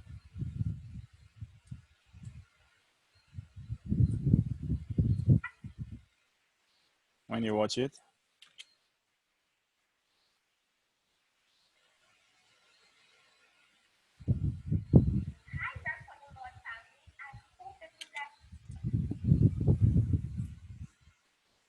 Did you get that? Any questions? I got it, but I don't have any questions. Beg your pardon? No, okay, I'm understanding, but I don't have any questions. Okay. So, yeah, that's it. Under effects here, we have a range of effects you can use. We have video transitions, we have video effects, we have audio effects and audio transitions. Yeah, so these things you just have to, go and play if you try it, see what it does. Take a transition, put it in the beginning of a clip and see what it does. Yeah, so most of this stuff is just for you to just go on and see the effect you get, but it's practically the same. To apply a transition, you just select it, you drag it, and you put it, and you drop it at the beginning or at the end of your clips. Because Awali. Yes, Rev. When are we doing the part 2? I will have to. I think that we have to end tonight because it's 12 midnight in Jamaica. It's 1 a.m. at your place. Yes, it's 1 o'clock, definitely. God have mercy. If we are late for our watch parties, we'll be in trouble. It's true, yes. Yes. Yeah, so we have tonight. So you let us know when we can meet again? No problem. So I'll let you know. I'll get back in touch with you so we can do a part 2. Yeah, man. I think the part 2. Guys, ready for the part 2, though? Yes, sir. Fully. Yes, powerful so far. You guys have learned a lot. A lot. Yes, Rev. Fully. Me, I'm a sound engineer. My thing is microphones and speakers. That's why I excel. I've tried my best to understand some of the stuff. Yeah, I can do some by God's grace. Asawali, thank you so much. No problem. You really poured your knowledge into us and we really appreciate it. Yeah, you're going to see many, many exciting and powerful videos coming from Jamaica. Amen. I can do it. As we trained that. Fully. Thank you so much. Guys, you have anything to say? Only thanks. Thank you, Sir Wally. Okay, what you guys can also do too, you could message me, if you need any assistance, if you need any help, if anything. And this whole thing is recorded, correct? Yes, I recorded it, so. Share the video with us? Yes, definitely. Thank you. So you can send it to me, I'll send it to them. Okay, no problem. Yeah, definitely. For me, it was definitely informative. Especially, I've always want the opportunity to actually get into the whole Premiere thingy. Have a basic knowledge of Photoshop. So for me, I just definitely have to try to, I'm ready for the part 2, with especially going over Premiere, a little bit step by step to actually, like you do, me do, to actually get it in on my end. Yeah. So you make a move, me make the same move there too until I actually get it. Definitely. Oh, I got what you mean. Yeah. So hopefully next week, whenever it is that we meet, everybody will have the software. So they should get Premiere, they should get After Effects, and they should get Photoshop, correct? Yes. Yeah. So that we can actually practice with you. Yeah. Thank you so much, Awali. Welcome, Rev. Welcome, Bice. By God's grace, on behalf of Reverend Mark, thank you very, very, very much. Blessings. For helping us. I think we can share a word of prayer before we close. Father, we thank you for everything that has taken place tonight. Thank you for what we have learned. We ask that you grant us the grace and the wisdom of God into the next level. We truly be an asset in your house. We pray that you bless Pastor Awali. Pray that you enrich him, Holy Spirit. Replace the energy that he's lost. Whatever he has poured out, give him more. Give him more. Take him into new levels and into new heights. Pray, oh God, that your will be done. Thank you so much. In Jesus' name, amen. Amen. Amen. Bless you guys. Bye. Blessings. Remember that church starts at what time? 7 o'clock. Yes. So don't say, Reverend said took me for training, so I'm late. Accept it. Please. Let's set our alarms. Make sure we wake up early. Mercy for Yes, sir. All right. God bless you. Bye. Bye. Bye-bye, Pastor Wally. Bye-bye, Bye. Pastor.